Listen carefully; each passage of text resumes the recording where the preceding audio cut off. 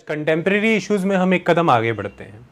आज हम economically weaker section यानी कि EWS कोटा से जुड़ी हुई सभी डेवलपमेंट्स के बारे में पढ़ेंगे।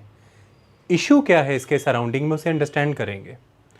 नवंबर महीने में सुप्रीम कोर्ट की कॉन्स्टिट्यूशन बेंच, जिसमें कि 5 जजेस थे, को ये निर्णय देना था कि इकोनॉमिकली वीकर सेक्शन को दिया गया कोटा, जो कि सरकार ने दिया है लेकिन कॉन्स्टिट्यूशन में अमेंडमेंट करके दिया है, और वो अमेंडमेंट 2019 में हो गया था।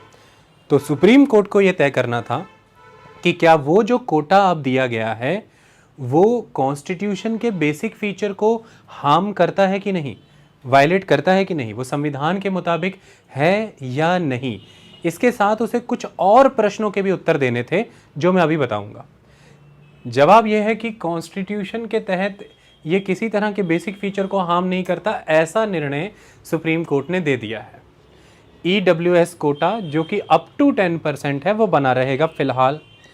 उस डिसीजन को रिव्यू करने के लिए रिव्यू पिटीशन भी अब लग चुकी है, उसमें भी बहुत से तर्क दिए गए हैं। उसका क्या फैसला आएगा वो हम समय दिन आने पर देखेंगे। अभी का जो फैसला हम उसके इर्द गिर्द बात करेंगे। हम आपको बताएंगे कि जिन लोगों ने 2019 के सरकार के द्वारा लाए गए उस अमेंडमेंट एक्ट का विरोध किया था, उनके विचार क्या थे, विरोध करने के कारण क्या थे। हम आपको बताएंगे कि सुप्रीम कोर्ट की 5 जजेस की बेंच ने इसे 3-2 मेजॉरिटी के साथ डिसीजन दिया है। 3 जजेस ने इसके हक में बोला, 2 ने इसके विरुद्ध बोला। तो जो 3 जजेस ने हक में बोला, क्योंकि मेजॉरिटी डिसीजन है तो फिर वही सुप्रीम कोर्ट का डिसीजन होगा। हम बताएंगे कि जो हक में है उनका विचार क्या था, जिन्होंने डिसेंट जजमेंट लिखा उनका विचार क्या था, और जिसमें हमारे उस समय के चीफ जस्टिस यू ललित भी थे। ये बड़ी बात है कि देश के chief justice minority dissent judgment का हिस्सा थे, इस बार मेजॉरिटी जजमेंट का हिस्सा नहीं थे वो। ओके, तो इस चीज़ के विषय में भी हम आपको बताएंगे। तमाम प्रश्नों के उत्तर आपके सामने निकल के आएंगे। सरकार का पक्ष क्या था, अटॉर्नी जनरल के वेणुगोपाल ने क्या कहा, सॉलिसिटर जनरल तुषार मेहता क्या कहते रहे, सबके विचारों को आपको समझाएंगे कि पक्ष क्या है, विपक्ष क्या है, भविष्य में होना क्या चाहिए। संविधान सभा जब कॉन्स्टिट्यूएंट असेंबली जब बनी, जब देश का संविधान बनाया जा रहा था, उस असेंबली के तहत डॉक्टर भीमराव अंबेडकर की डिबेट से उनके जो विचार उभरते हैं वो क्या थे, रिजर्वेशन ओवरऑल क्या है, उसका पर्पस क्या है, सभी तरह के एस्पेक्ट्स हम कवर करके चलेंगे। शुरू करें। मैं बहुत बेसिक से शुरू कराऊंगा ताकि आप दुनिया भर का कोई भी अखबार उठा लें, उसका डिटेल्ड एनालिसिस आपका सीमलेस मैनर में हो जाए, और इसी एक इशू में बहुत सारे एस्पेक्ट्स आपके कवर हो जाएंगे। सारी डिटेल्स को अच्छे से समझिएगा, चाहे वो कोई आर्टिकल है चाहे कुछ भी और है, ये समझना ज़रूरी है। ओके, पहले समझाने वाला पक्ष ज़्यादा रहेगा। पहले अगर इसका पार्ट 2 बनाना पड़ा, उसमें जो सारा समझाया है उसका सारा रिटन वर्जन दे दिया जाएगा, ताकि आप समझाए हुए को रिटन मटेरियल से बैक्ड करें और वो एक एविडेंशियल मटेरियल का काम करे आपके लिए कि ये किन की दी हुई स्टेटमेंट्स हैं। लेकिन पहले समझाने वाला सेगमेंट रखेंगे। ओके, चलिए मैंने जो लिखा है पहले हम उसे समझें। सबसे पहली चीज़ कि ये कब होता है। 9 जनवरी 2019 को देश की संसद के तहत कॉन्स्टिट्यूशन 103rd अमेंडमेंट एक्ट 2019 यानी कि 103rd कॉन्स्टिट्यूशनल अमेंडमेंट एक्ट पास कर दिया जाता है।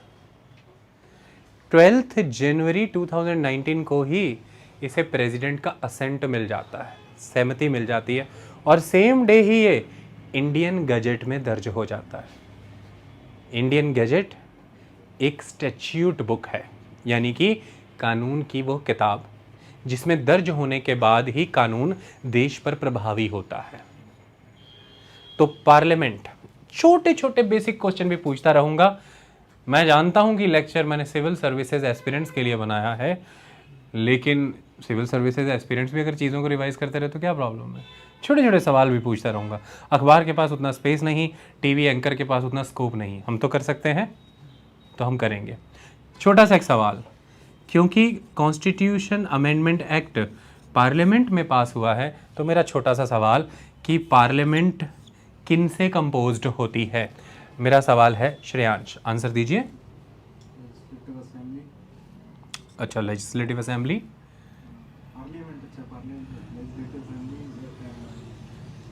लोकसभा, राज्यसभा, लोकसभा, राज्यसभा,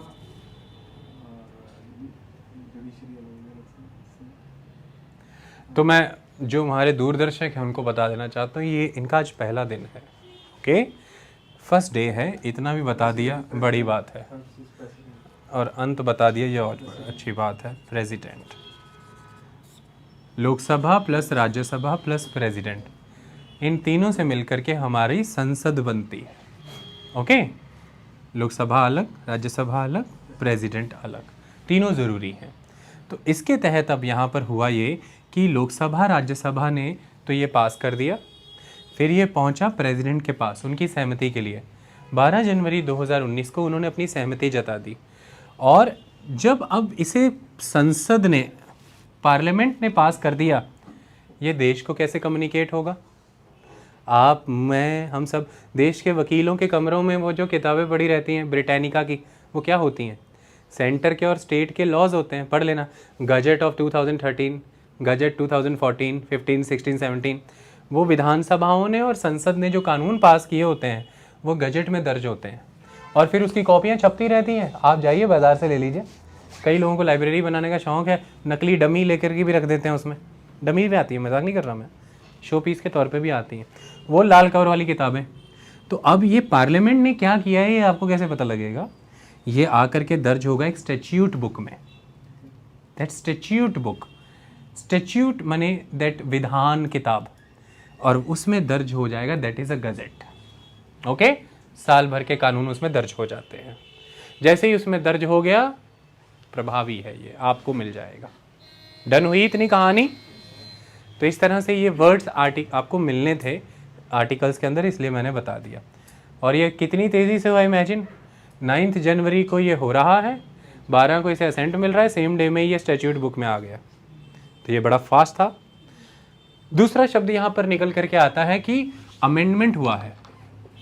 अमेंडमेंट यानी कि संविधान का संशोधन किया गया, कॉन्स्टिट्यूशन में अमेंडमेंट हो गया है। तो नेचुरली फिर हमें अमेंडमेंट की प्रक्रिया अपनानी पड़ी होगी। अमेंडमेंट की प्रक्रिया किस आर्टिकल के तहत अपनाई जाती है? हम जब कॉन्स्टिट्यूशनल अमेंडमेंट की बात करते हैं तो वो किस आर्टिकल के तहत कवर होता है? बताइए, कॉन्स्टिट्यूशन अमेंडमेंट किस आर्टिकल के तहत कवर होता है? गैस लगाइए। तो ये टास्क आपको छोड़ देते हैं, आप कर लीजिएगा, ये उत्तर आपसे आना चाहिए था। ओके, तो कॉन्स्टिट्यूशन अमेंड किया गया। कैसे अमेंड किया गया? एग्जिस्टिंग आर्टिकल्स जो कॉन्स्टिट्यूशन के अंदर थे, एग्जिस्टिंग आर्टिकल्स जो कॉन्स्टिट्यूशन के अंदर थे, अनुच्छेद, उनमें नई चीज़ें ऐड की गई हैं। जब हम कोई चीज़ ऐड करते हैं, जब हम कोई चीज़ डिलीट करते हैं, जब कोई चीज़ एक जगह से दूसरी जगह डाल देते हैं निकाल के, ये सब चीज़ों के बाद संविधान संशोधित हो जाता है ना, इसे कॉन्स्टिट्यूशन अमेंडमेंट ही कहते हैं। ये कॉन्स्टिट्यूशनल अमेंडमेंट प्रोसीजर के वाया होता है, जिसका स्पेशल प्रोविज़न कॉन्स्टिट्यूशन में गिवन है। तो ये प्रॉपर कॉन्स्टिट्यूशनल अमेंडमेंट एक्ट ला करके संविधान को संशोधन किया गया। यानी कि हमारे देश में कॉन्स्टिट्यूशन को अमेंड करने की प्रक्रिया है। बदलते समय के दौरान देश की बदलती ज़रूरतों के लिए जिस तरह की भी कानून बनाने की ज़रूरतें हैं, वो कानून बन सकें, इसके तहत संविधान को परिवर्तित करने की अनुमति आपको है। ओके, क्योंकि हमारे सभी के सभी देश के कानूनों को, चाहे वो राज्यों का कानून है, चाहे सेंट्रल गवर्नमेंट का कानून है, उसे कॉन्स्टिट्यूशन से कन्फर्म होके चलना है।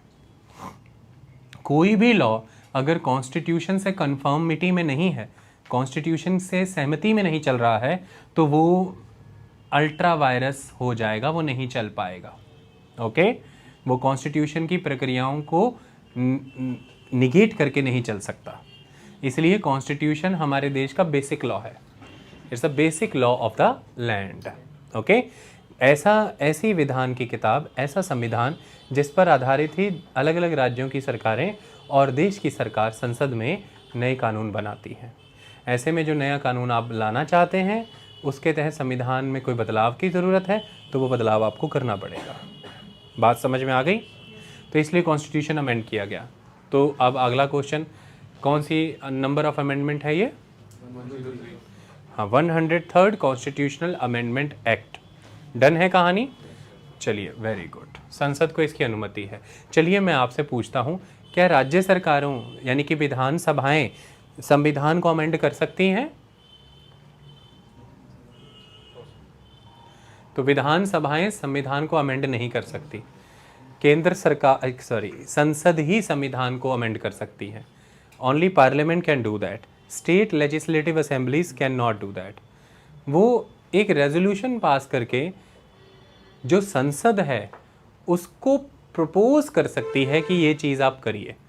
ओके, तो राज्य की विधानसभाएं संसद को एक चीज़ प्रपोज कर सकती है, केंद्र सरकार को प्रपोज कर सकती है, लेकिन वो उससे सीधे अमेंडमेंट नहीं कर सकती। इतनी बात समझ में आई? तो राज्यों के पास संविधान के संशोधन का अधिकार नहीं है। लेकिन संविधान संशोधन में एक संशोधन की प्रक्रिया ऐसी है जो फेडरल रिलेशन को इम्पैक्ट करती है, जिसके लिए आपको देश के आधे राज्य या उससे अधिक राज्यों की अनुमति लेनी जरूरी है। ओके, आधे तो जरूरी है, इससे अधिक मिल रही है तो अच्छी बात है। तो एटलीस्ट देश के आधे राज्यों की अनुमति लेनी जरूरी है।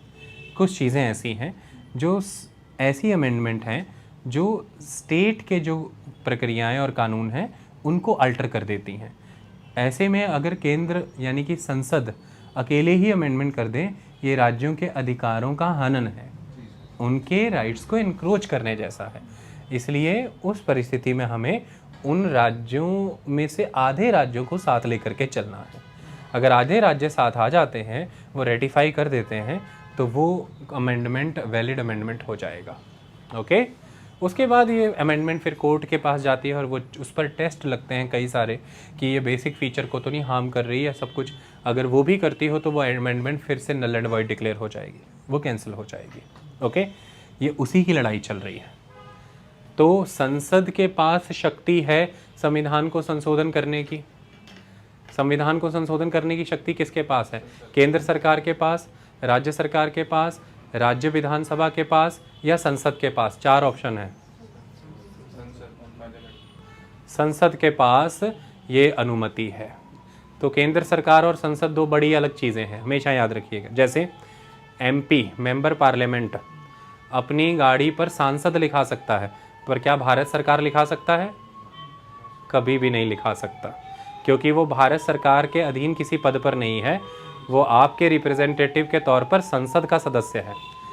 इसलिए जो एमएलए है, विधायक, वो अपनी गाड़ी पर पंजाब सरकार या उत्तर प्रदेश सरकार लिखा सकता है? गवर्नमेंट ऑफ इंडिया या गवर्नमेंट ऑफ यूपी या गवर्नमेंट ऑफ पंजाब लिखा सकता है?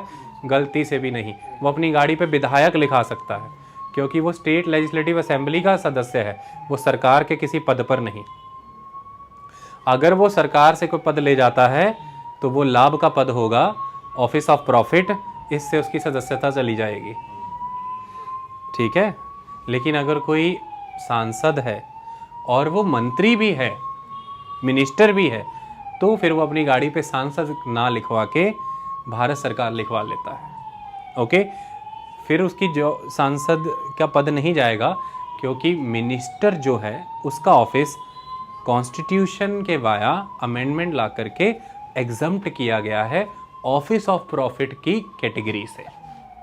गवर्नर, प्रेसिडेंट, मिनिस्टर, इन सब के ऑफिसेस को एग्जम्प्ट किया गया है कि ये लाभ के पद वाले ऑफिस ना माने जाएं।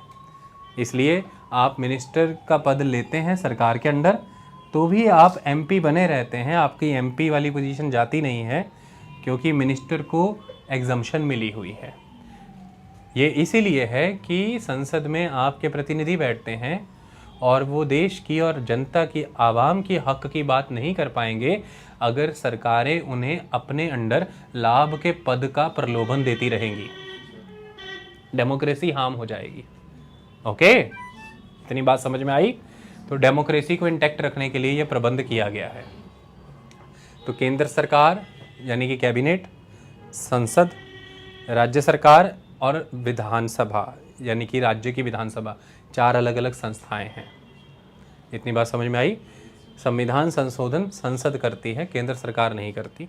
कैबिनेट प्रपोज कर सकता है, कैबिनेट रेजोल्यूशन ला सकता है संसद के अंदर, कैबिनेट का कोई मंत्री, लेकिन वो होगा संसद के अंदर ही। इतनी बातें स्पष्ट हो गई आपको। अभी हम ना तो कॉन्स्टिट्यूशन अमेंडमेंट का चैप्टर पढ़ रहे हैं और ना ही हम पढ़ रहे हैं कि पार्लियामेंट क्या है, लेकिन आर्टिकल की डिटेलिंग समझ में आए, कि देश को ये समझ में आए कि ये वर्ड्स के कारण वो इन आर्टिकल्स को छोड़ देता है, जिसके कारण अखबारों में लिखे इन आर्टिकल्स का आम जनता से सरोकार नहीं बन पा रहा है, जिसी के कारण हम संस्थाओं पर दबाव नहीं बना पा रहे हैं। उस आम जनता को इन शब्दों के बुनियादी अर्थ अगर पता हो तो वह ज़्यादा बेहतर जुड़ेंगे, जैसे आपको पता हो। अब इतनी बात स्पष्ट है। तो संसद का काम है वो संविधान को संशोधन कर सकती है, उसने कर दिया, ये उसकी ड्यूटी थी। लेकिन अब कई लोगों ने इसको चैलेंज कर दिया, तो पिटीशन लगा दी सुप्रीम कोर्ट के पास। सुप्रीम कोर्ट अब ये जांच रहा है, इन मुद्दों को जांच रहा है जो मैंने यहाँ लिखे हैं, और अगर उसकी जांच में पाया गया कि हाँ ये अमेंडमेंट संविधान के बुनियादी ढांचे के विरुद्ध है, तो सुप्रीम कोर्ट ऑथोराइज्ड है, वो इस संसद के पारित अमेंडमेंट को नल एंड वॉइड डिक्लेयर करके ख़त्म कर सकता है, वो इसे एंड कर देगा। और फिर जैसी परिस्थिति थी वैसी रीइंस्टेट हो जाएगी, स्टेटस को। आई बात समझ में? जो जो ऐड किया गया होगा या जो डिलीट किया गया होगा या जो एक जगह से दूसरी जगह भेजा गया होगा, वो वापस वैसा हो जाएगा जैसा पहले था। Supreme court can do that. इतनी बात समझ में आई? अब इसी का प्रयास चल रहा था कि सुप्रीम कोर्ट ऐसा कर दे। तो केंद्र सरकार क्या चाहेगी? सुप्रीम कोर्ट इसे कैंसिल कर दे या नहीं? वो चाहेगी नहीं, क्योंकि केंद्र सरकार ही तो अमेंडमेंट लाई है। तो केंद्र सरकार को, देश की सरकार को, देश की अदालतों में कौन रिप्रेजेंट करता है? कौन सा अधिकारी रिप्रेजेंट करता है? Attorney general. ओके, कौन रिप्रेजेंट करता है देश की सरकारों को? Attorney general. ओके, और इसका हिंदी शब्द क्या है? भारत का महान्यायवादी। भारत का महान्यायवादी, भारत का महान्यायवादी है, किसी एक सरकार का नहीं। संविधान के इन शब्दों को समझिए। तो भारत सरकार को वो रिप्रेजेंट करते हैं देश की अदालतों में, किसी पार्टी की सरकार को नहीं, देश की सरकार को। ओके, सो अटॉर्नी जनरल।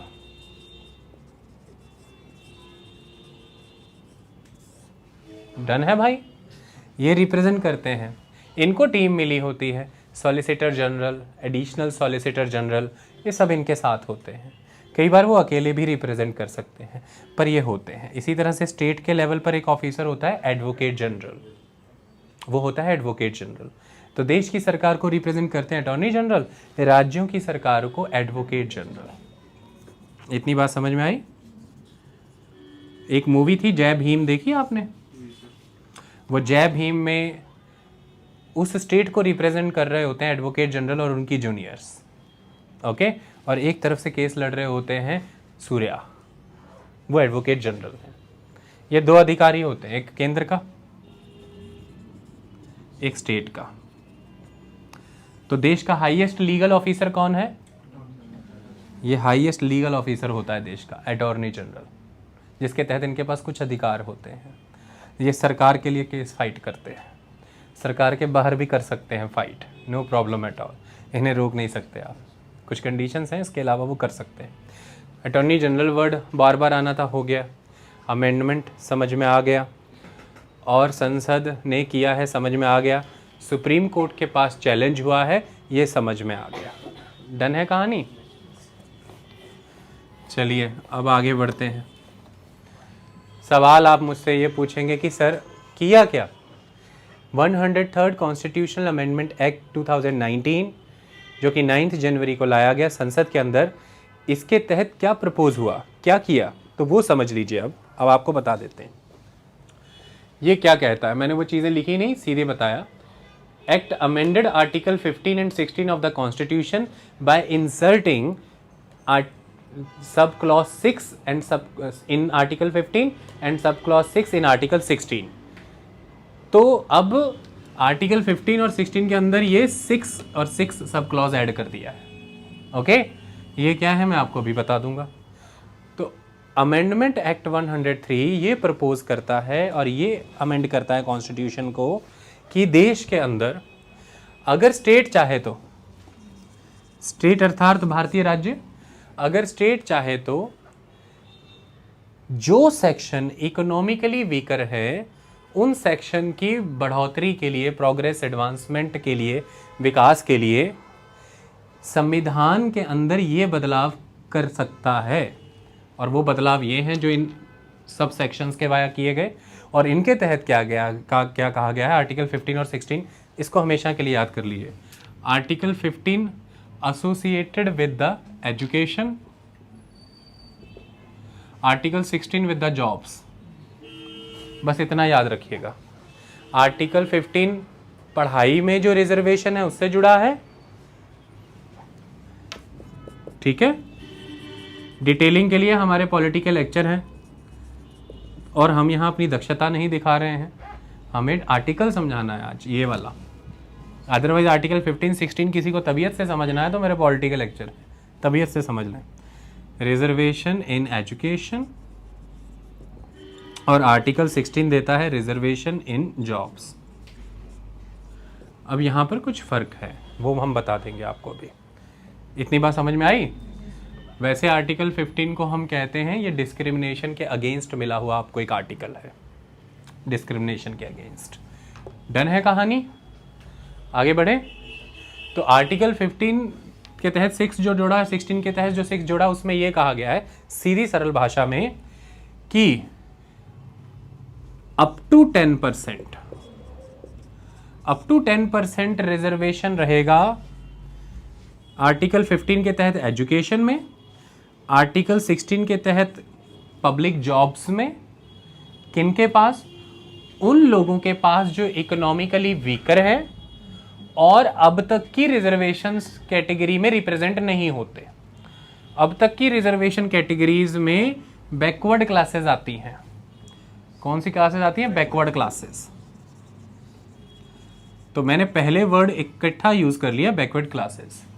अब बैकवर्ड क्लासेस में से जो सबसे पहले आइडेंटिफाई हो चुकी हैं वो शेड्यूल कास्ट थी, शेड्यूल ट्राइब थी, ST, फिर एक समय के बाद, देश की आज़ादी के बाद, संविधान के दिए प्रक्रियाओं के तहत समय आते बीपी मंडल के तहत एक कमीशन बना और उसने एक और क्लास डिसाइड की जो क्लास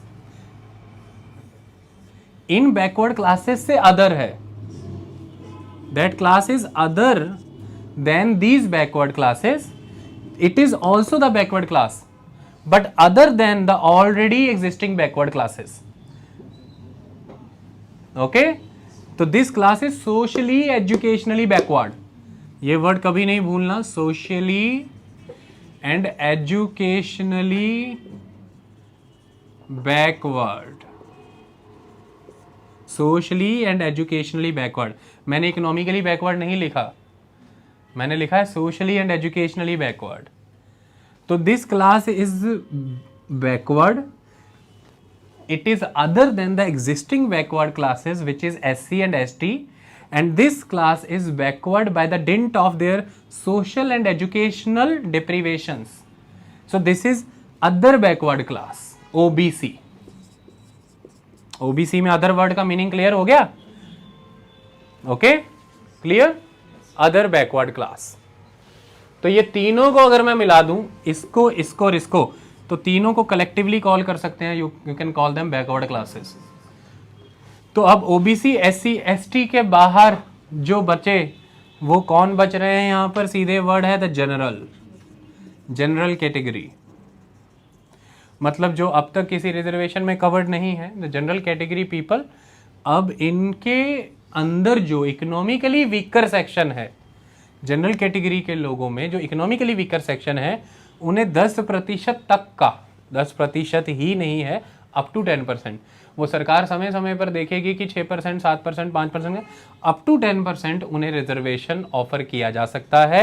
आर्टिकल 15(6) के तहत एजुकेशन में, आर्टिकल 16(6) के तहत जॉब्स में, द पब्लिक एम्प्लॉयमेंट। ओके, और ये लाभ इन क्लासेस के बाहर की क्लास को मिला है, that is the general category.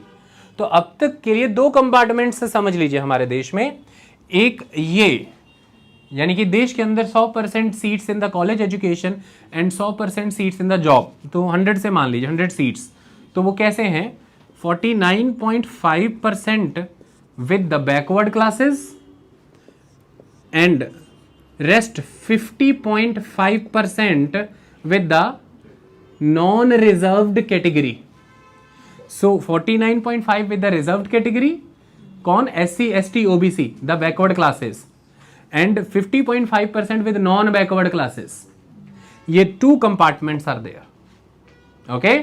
और ये 49.5% कैसे बटी हुई है हमारे देश के अंदर, इसको यहां पर आप समझ लीजिए, मैंने लिखा हुआ है, कहां चला गया, आगे हमने लिखा ही नहीं, लिखना चाह रहे थे पर हम बढ़े नहीं। इसको हम बाइफरकेट करेंगे, लगभग 15%, लगभग नहीं पूरा 15% with the SC, 8% with the ST, 27.5% with the OBC, तो टोटल करिए बनता है 49.5, ओके।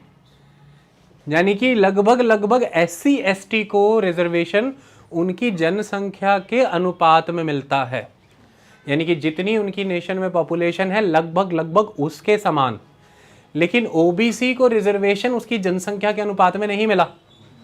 और ऐसा क्यों हुआ, जब जनसंख्या निकाली गई तो लगभग OBC निकल करके आई 49-50% देश में, 49 से 50% लोग OBC थे, तो अगर 50% रिजर्वेशन इनको ही देते अकेला, तो दूसरे रिजर्वेशन मिला करके ये कहानी तो 75-80% चली जानी थी।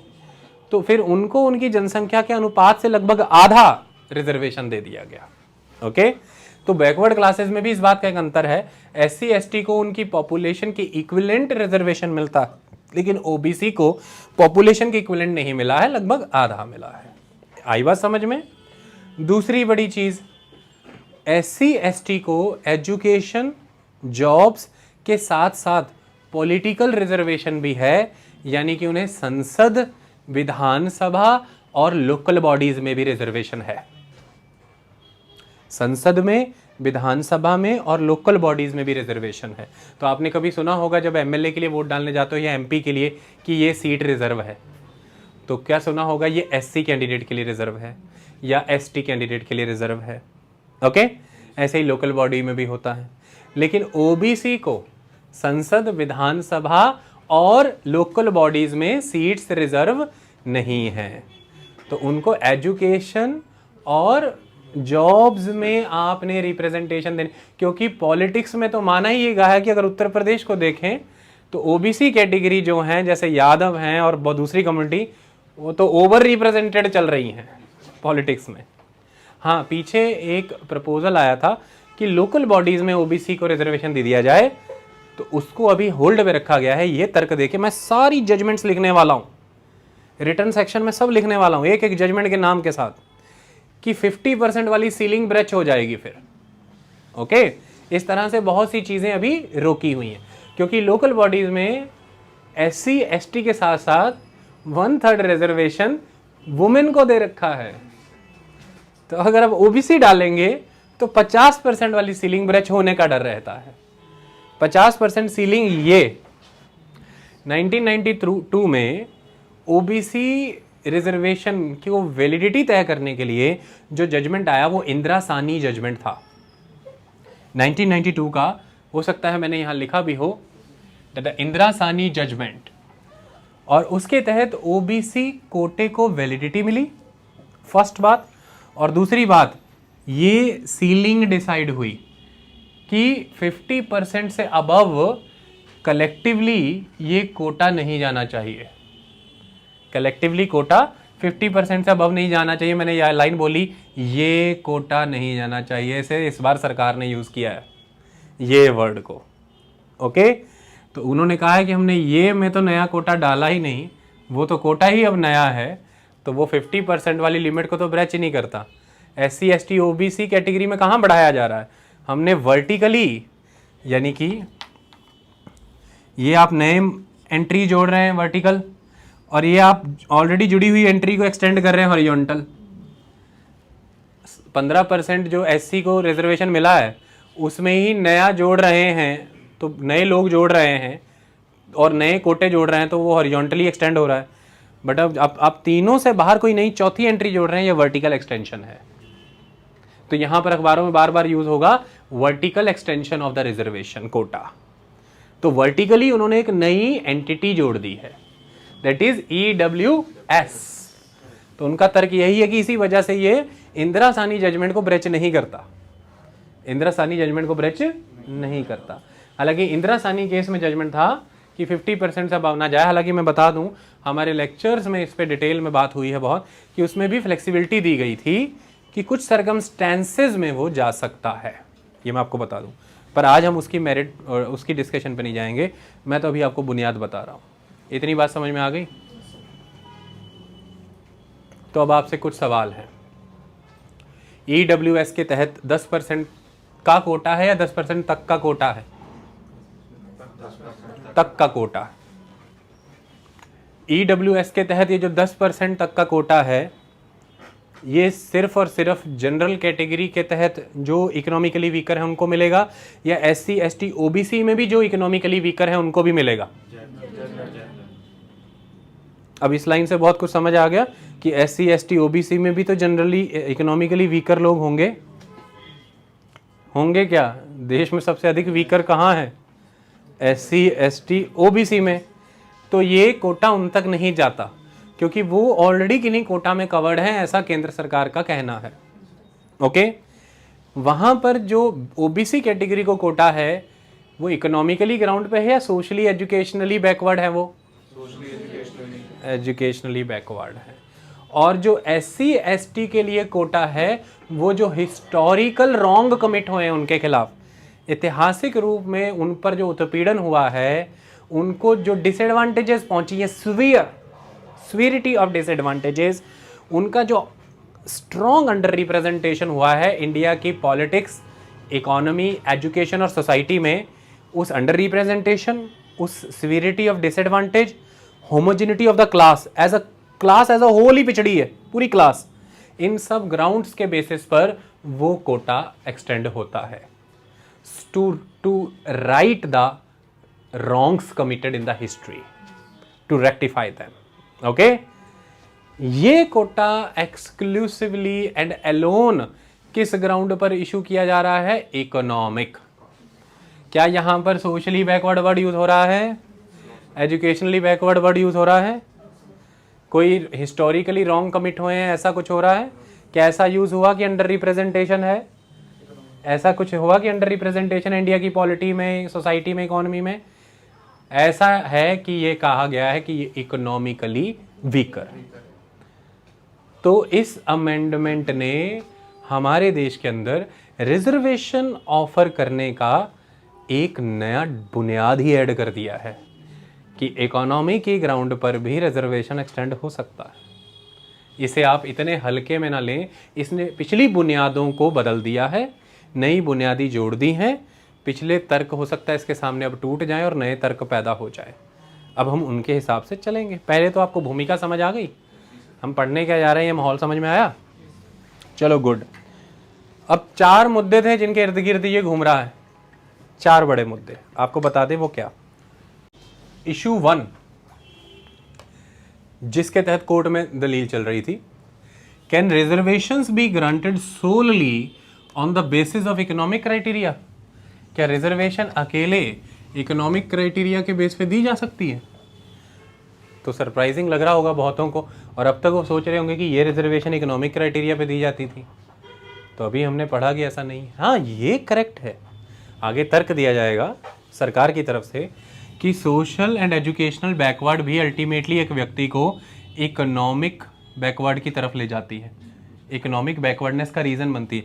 यानी कि किसी की गरीबी का, पॉवर्टी का रीज़न ये बैकवर्डनेस ही तो बनती है। तो फिर अगर हम यहाँ से यहाँ तक आते हैं तो सीधा इसी को पकड़ लें, यहाँ से यहाँ चले ही जाएंगे। Economically weaker section quota extend करने के लिए, इकोनॉमी को आधार बनाने के लिए के फेवर में ये भी बात कही गई कि जब इसका एंड रिजल्ट इकोनॉमिक पॉवर्टी ही है, हम एंड रिजल्ट देख रहे हैं, तो हम जब यहाँ इन दोनों से यहाँ तक का रास्ता तय करेंगे तो हम इसी को रिजॉल्व करते हैं, इसी को आधार बनाते हैं, हम वापस यहाँ का रास्ता तय करके इन्हें सही कर लेंगे। इकोनॉमी बेटर करिए, एजुकेशन और सोसाइटी बेटर हो जाएगी। ओके, ये भी तर्क है, लेकिन इसके बहुत से काउंटर भी हैं, हम वो समझ लेंगे अभी। तो ये जो रिजर्वेशन एक्सटेंड हुई है ये इकोनॉमी ग्राउंड पर हुई है। तो क्वेश्चन है कि क्या ये अलाउड है, ये पहला इशू। अगला issue, can schedule caste, schedule tribes, other backward classes be excluded from the scope of economically weaker section? Economically weaker section से बाहर रख सकते हैं क्या हम इसको? क्या वो इकोनॉमिकली वीकर सेक्शंस नहीं है? SC ST OBC के अंडर कोई इकोनॉमिकली वीकर सेक्शन नहीं है, ये सिर्फ जनरल कैटेगरी के अंडर ही है इकोनॉमिकली वीकर सेक्शन। ये किसने कहा? एक क्वेश्चन ये है। ओके, क्योंकि एम्पिरिकल डाटा इससे अगेंस्ट बोलता है, वो डाटा कुछ और बोलता है। तो ये क्वेश्चन पूछा गया, ये भी वैलिड है। इसको कहीं कहीं पर लिखा होगा SEBC क्लासेस, तो आप कंफ्यूज मत होना, SEBC। तो कहीं कहीं पर अकेले OBC को SEBC लिखा गया है, तो ऐसे लिखा होगा schedule caste, schedule tribes, other backward classes and socially educationally backward classes. Okay, तो कंफ्यूज मत होना, SEBC वो बैकवर्ड क्लासेस की ही बात कर रहे हैं। ओके, अगला issue, can economically weaker section reservations breach the 50% ceiling for reservation established by the supreme court in Indira Sawhney 1992? और चौथा issue, can states provide reservations in private educational institution which do not receive government aid? तो ये बहुत बड़ा पेंच है कि ये जो आर्टिकल 15(6) के तहत आपने एजुकेशन के तहत रिजर्वेशन ऑफर किया है इकोनॉमिकली वीकर सेक्शन को, ये government educational institution, aided educational institution and unaided private educational institution में भी लागू होगा। अनएडेड प्राइवेट एजुकेशनल इंस्टीट्यूशंस पे भी लागू होगा। ओके, तो ये भी क्वेश्चन था कि क्या अनएडेड प्राइवेट इंस्टीट्यूशन पर किसी तरह के रिजर्वेशन स्टेट इस मैनर में लागू कर सकता है, थोप सकता है? ये 4 क्वेश्चनों पर घूमेगा पूरा विवाद। ये हैं 4 इश्यूज। पहला, क्या इकोनॉमी की ग्राउंड पर किसी को रिजर्वेशन दिया जा सकता है? दूसरा, क्या SC ST OBC को इससे बाहर रखा जा सकता है? तीसरा, क्या 50% की सीलिंग ब्रेच की जा सकती है? चौथा, क्या अनएडेड प्राइवेट एजुकेशनल इंस्टीट्यूशंस को बाउंड किया जा सकता है कि वो रिजर्वेशन फॉलो करें? ये 4 मुद्दों पर चल रहा है कि वो 10% का कोटा वो भी ऑफर करें। डन।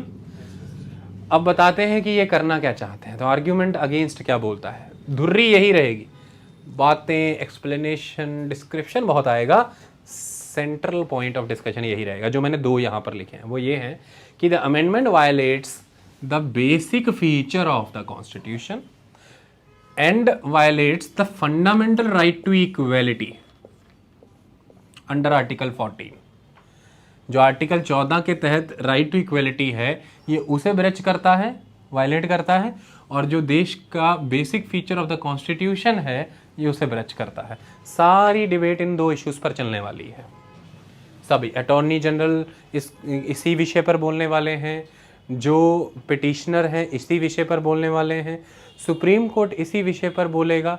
जिन 3 जजेस ने जजमेंट पास किया, जिसे मेजॉरिटी जजमेंट कह रहे हैं, वो भी इसी पर बोलेंगे, और जो 2 जजेस ने डिसेंट दिया है, अपना विरोध प्रकट किया है, वो भी इन्हीं पर बोलेंगे। सबके पॉइंट ऑफ व्यू अलग अलग होंगे।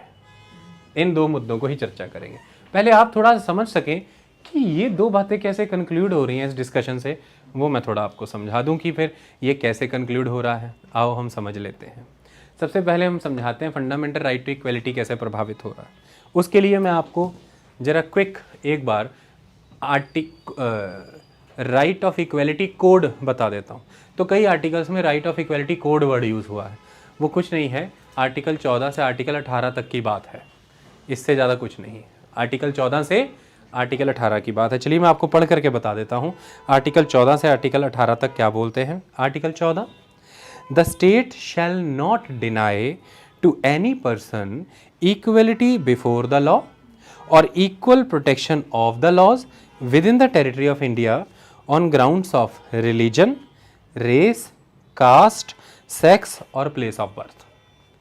यानी कि आप एज अ राज्य किसी को इक्वलिटी बिफोर लॉ और equal protection of law deny नहीं कर सकते इन आधारों पर।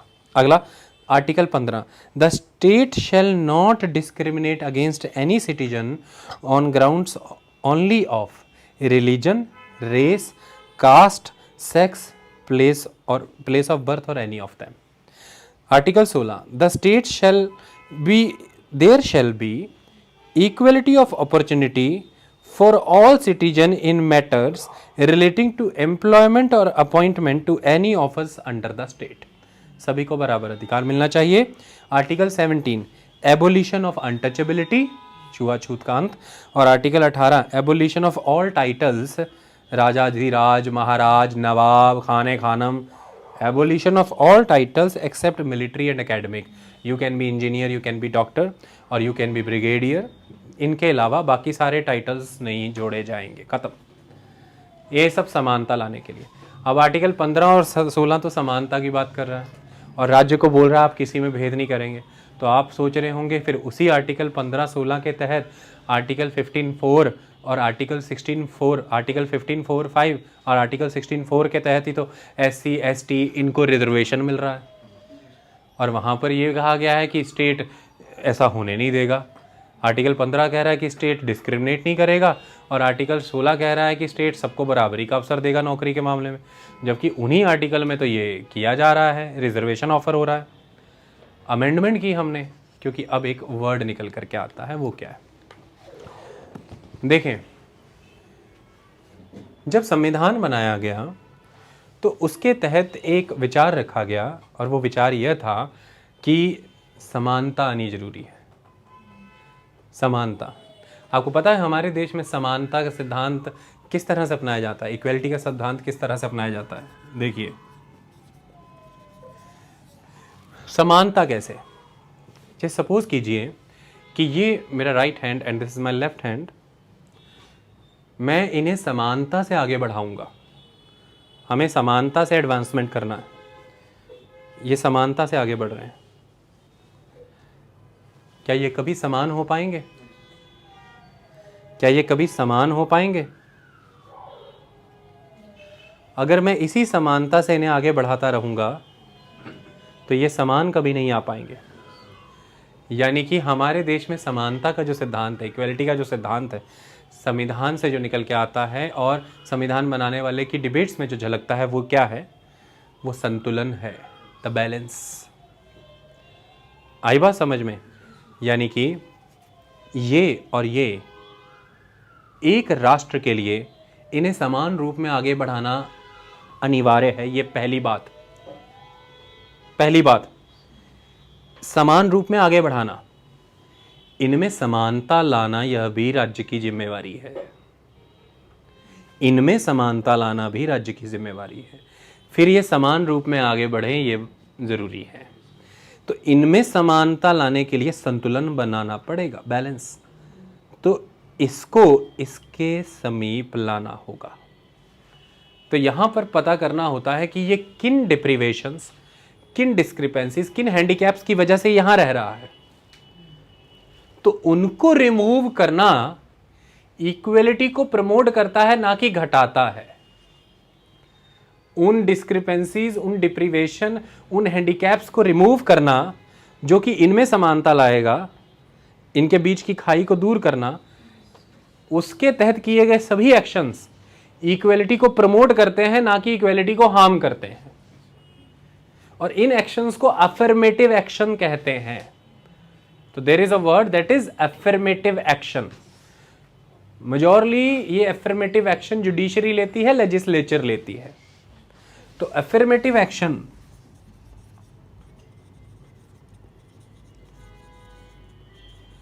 इस बार लिया है लेजिस्लेचर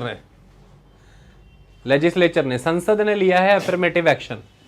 जनरल कैटेगरी के अंदर फॉल कर रहे इकोनॉमिकली वीकर सेक्शन को संतुलन देने के लिए, आगे बढ़ाने के लिए, समान लाने के लिए एक डिस्क्रिमिनेशन की है। इसको यही फील आएगी, इस हाथ को, कि जब खाई खत्म की जा रही है तो इसको एक्स्ट्रा सपोर्ट दी जा रही है एज कंपेयर टू मी। इसको यही फीलिंग आएगी और ये उस आर्टिकल 15-16 को सीधे उस रूप में पढ़ेगा, शाब्दिक रूप में, जैसा वो लिखा है। तो फिर ये कहेगा कि ये जो सरकार है ये इसको सपोर्ट कर रही है, भेद कर रही है, डिस्क्रिमिनेशन। जबकि जब संविधान की भावना के साथ उस आर्टिकल को पढ़ेंगे तो ये समझ में आएगा संविधान की भावना भी है कुछ। एक संविधान है और उसकी एक भावना है। भावना को संविधान से अलग करो, फिर संविधान लेके ढिंढोरा बजाते रहना, कुछ पता नहीं चलेगा क्या लेकर के घूम रहे हो। जैसे आपका एक शरीर होता है, उसके अंदर एक सोल होती है और एक उस सोल की एक स्पिरिट भी होती है। इसी तरह से कॉन्स्टिट्यूशन की सोल भी है और स्पिरिट भी है। हमें उस सोल और स्पिरिट के साथ चलना होता है। कॉन्स्टिट्यूशन की सोल है उसके वो आर्टिकल्स, वो प्रोविजंस जो कॉन्स्टिट्यूशन रूपी उस शरीर को जीवंत बनाए हुए हैं, और उसी सोल से प्रेरित होकर के इसी स्पिरिट के साथ कॉन्स्टिट्यूशन लगातार एडवांसमेंट ऑफ द पीपल के लिए संशोधित होता जा रहा है।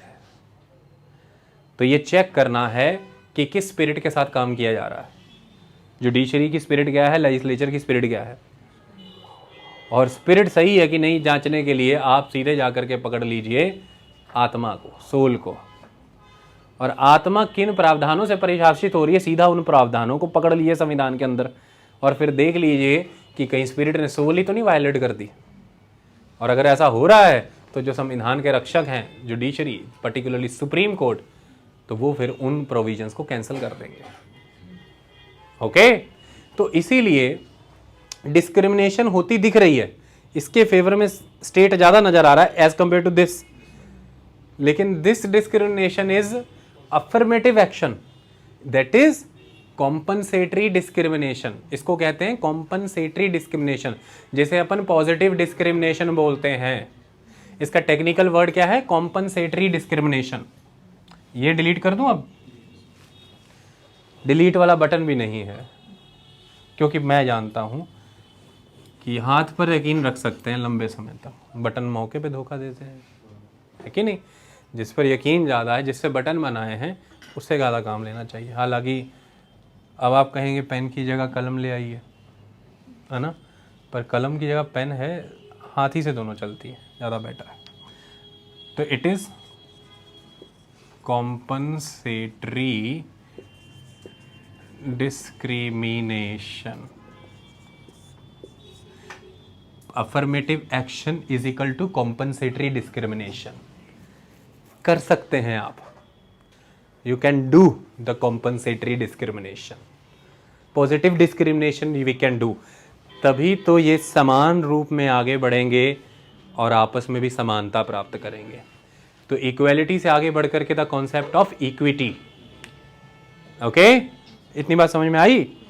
तो इसके लिए ये पीछे किस कारण से रह गए, इनसे पूछा क्या पीछे किस कारण से रह गए, महिलाओं से पूछा पीछे क्यों रह गई जीवन में, तो उन्होंने उत्तर दिया कि पुत्र और पितृ प्रधान इस समाज में, इस पैट्रियार्कल सोसाइटी में पुत्र इच्छित हैं, पुत्रों के ही जन्म को शुभ माना जाता है, लाभकारी माना जाता है।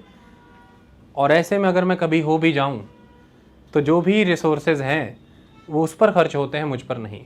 उसे शिक्षा बेहतर दी जाती है, भोजन बेहतर दिया जाता है। इस कारण से आज मेजॉरली हम अपनी एडोलेसेंट एज में एनीमिक हो जाती हैं, और इसलिए patriarchal society is the basis कि मेजॉरली वुमेन एनीमिया से सफ़र कर रही हैं इंडिया में। तो उसका रीज़न कहाँ है, द पैट्रियार्कल सोसाइटी। इसलिए फिर राज्य ने, यानी कि स्टेट ने एक स्कीम चलाई, सबला नारी स्कीम, कि एडोलेसेंट एज में महिला के शारीरिक देखरेख और न्यूट्रिशन का ख्याल रखा जा सके। स्टेट को यहां इंटरवीन करना पड़ा, क्योंकि जो हैंडीकैप फीमेल एक्सपीरियंस कर रही है वो उसकी बाई चॉइस नहीं है, वो सोसाइटी ने खुद को जिस ढांचे में परिवर्तित कर लिया है। सोसाइटी इज स्ट्रक्चर्ड, जो कि स्ट्रक्चर खड़ा है कास्ट, जेंडर और बहुत सी और चीज़ों में, जो सोसाइटी के लेक्चरों में हमने कराया है, उसमें से ये जेंडर बेस्ड डिस्क्रिमिनेशन का शिकार है औरत, और ये एक सामाजिक कलेश है। तो इसको निपटाने के लिए आना पड़ेगा आगे स्टेट को। तो इसीलिए फिर अफर्मेटिव एक्शन के तहत इस तरह से महिलाओं के लिए योजनाएं हैं, लाभ की योजनाएं, कि उनका विकास हो सके। आई बात समझ में? बस इसी तरह से समाज के अंदर जिन हैंडीकैप्स के कारण वो लोग पिछड़े हैं, उन हैंडीकैप्स को रिमूव करने के लिए स्टेट को आगे आना पड़ता है। और उस समय में जो प्रिविलेज्ड ग्रुप रहे हैं हिस्टोरिकली, उनको ये दिख सकता है कि एट प्रेजेंट स्टेट हमको इक्वली ट्रीट नहीं कर रहा, इसको अधिक समर्थन दे रहा है, मुझे कम।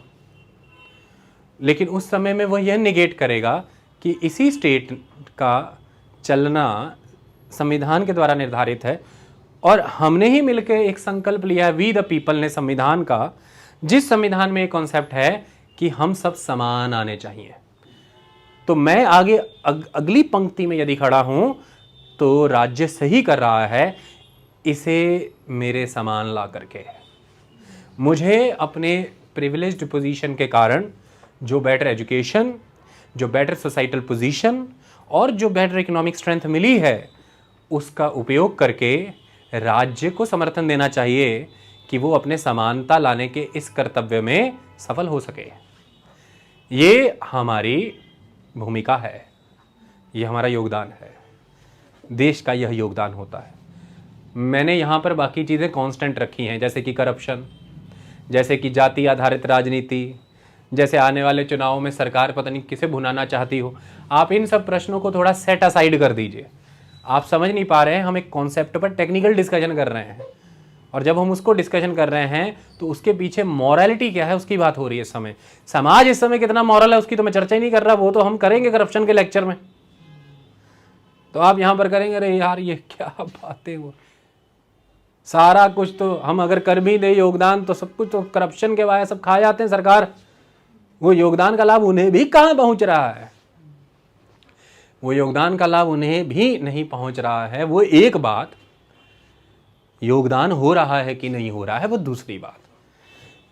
योगदान ही नहीं हो रहा है तो समाज मॉरली गिर गया। मॉरली गिरे हुए समाज को किसी कानून से उठाया नहीं जा सकता।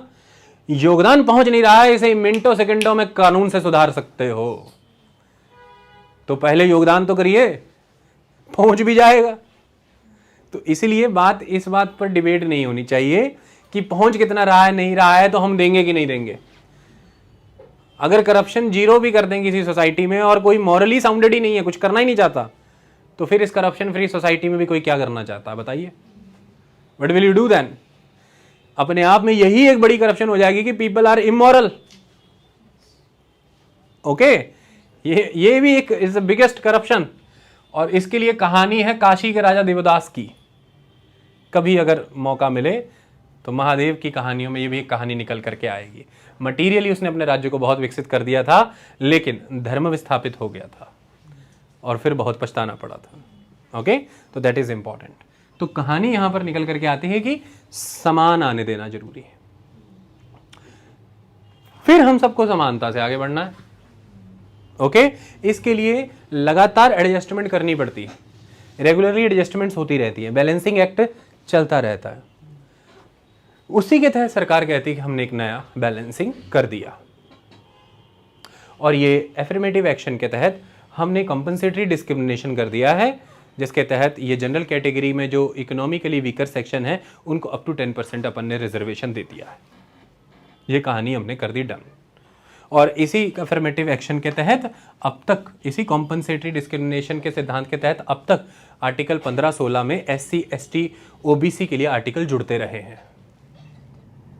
उसी श्रेणी में हमने एक काम और कर दिया। तो ये किसके तहत जुड़ते रहे हैं? इस सिद्धांत के तहत। इसमें कोई डाउट है आपको?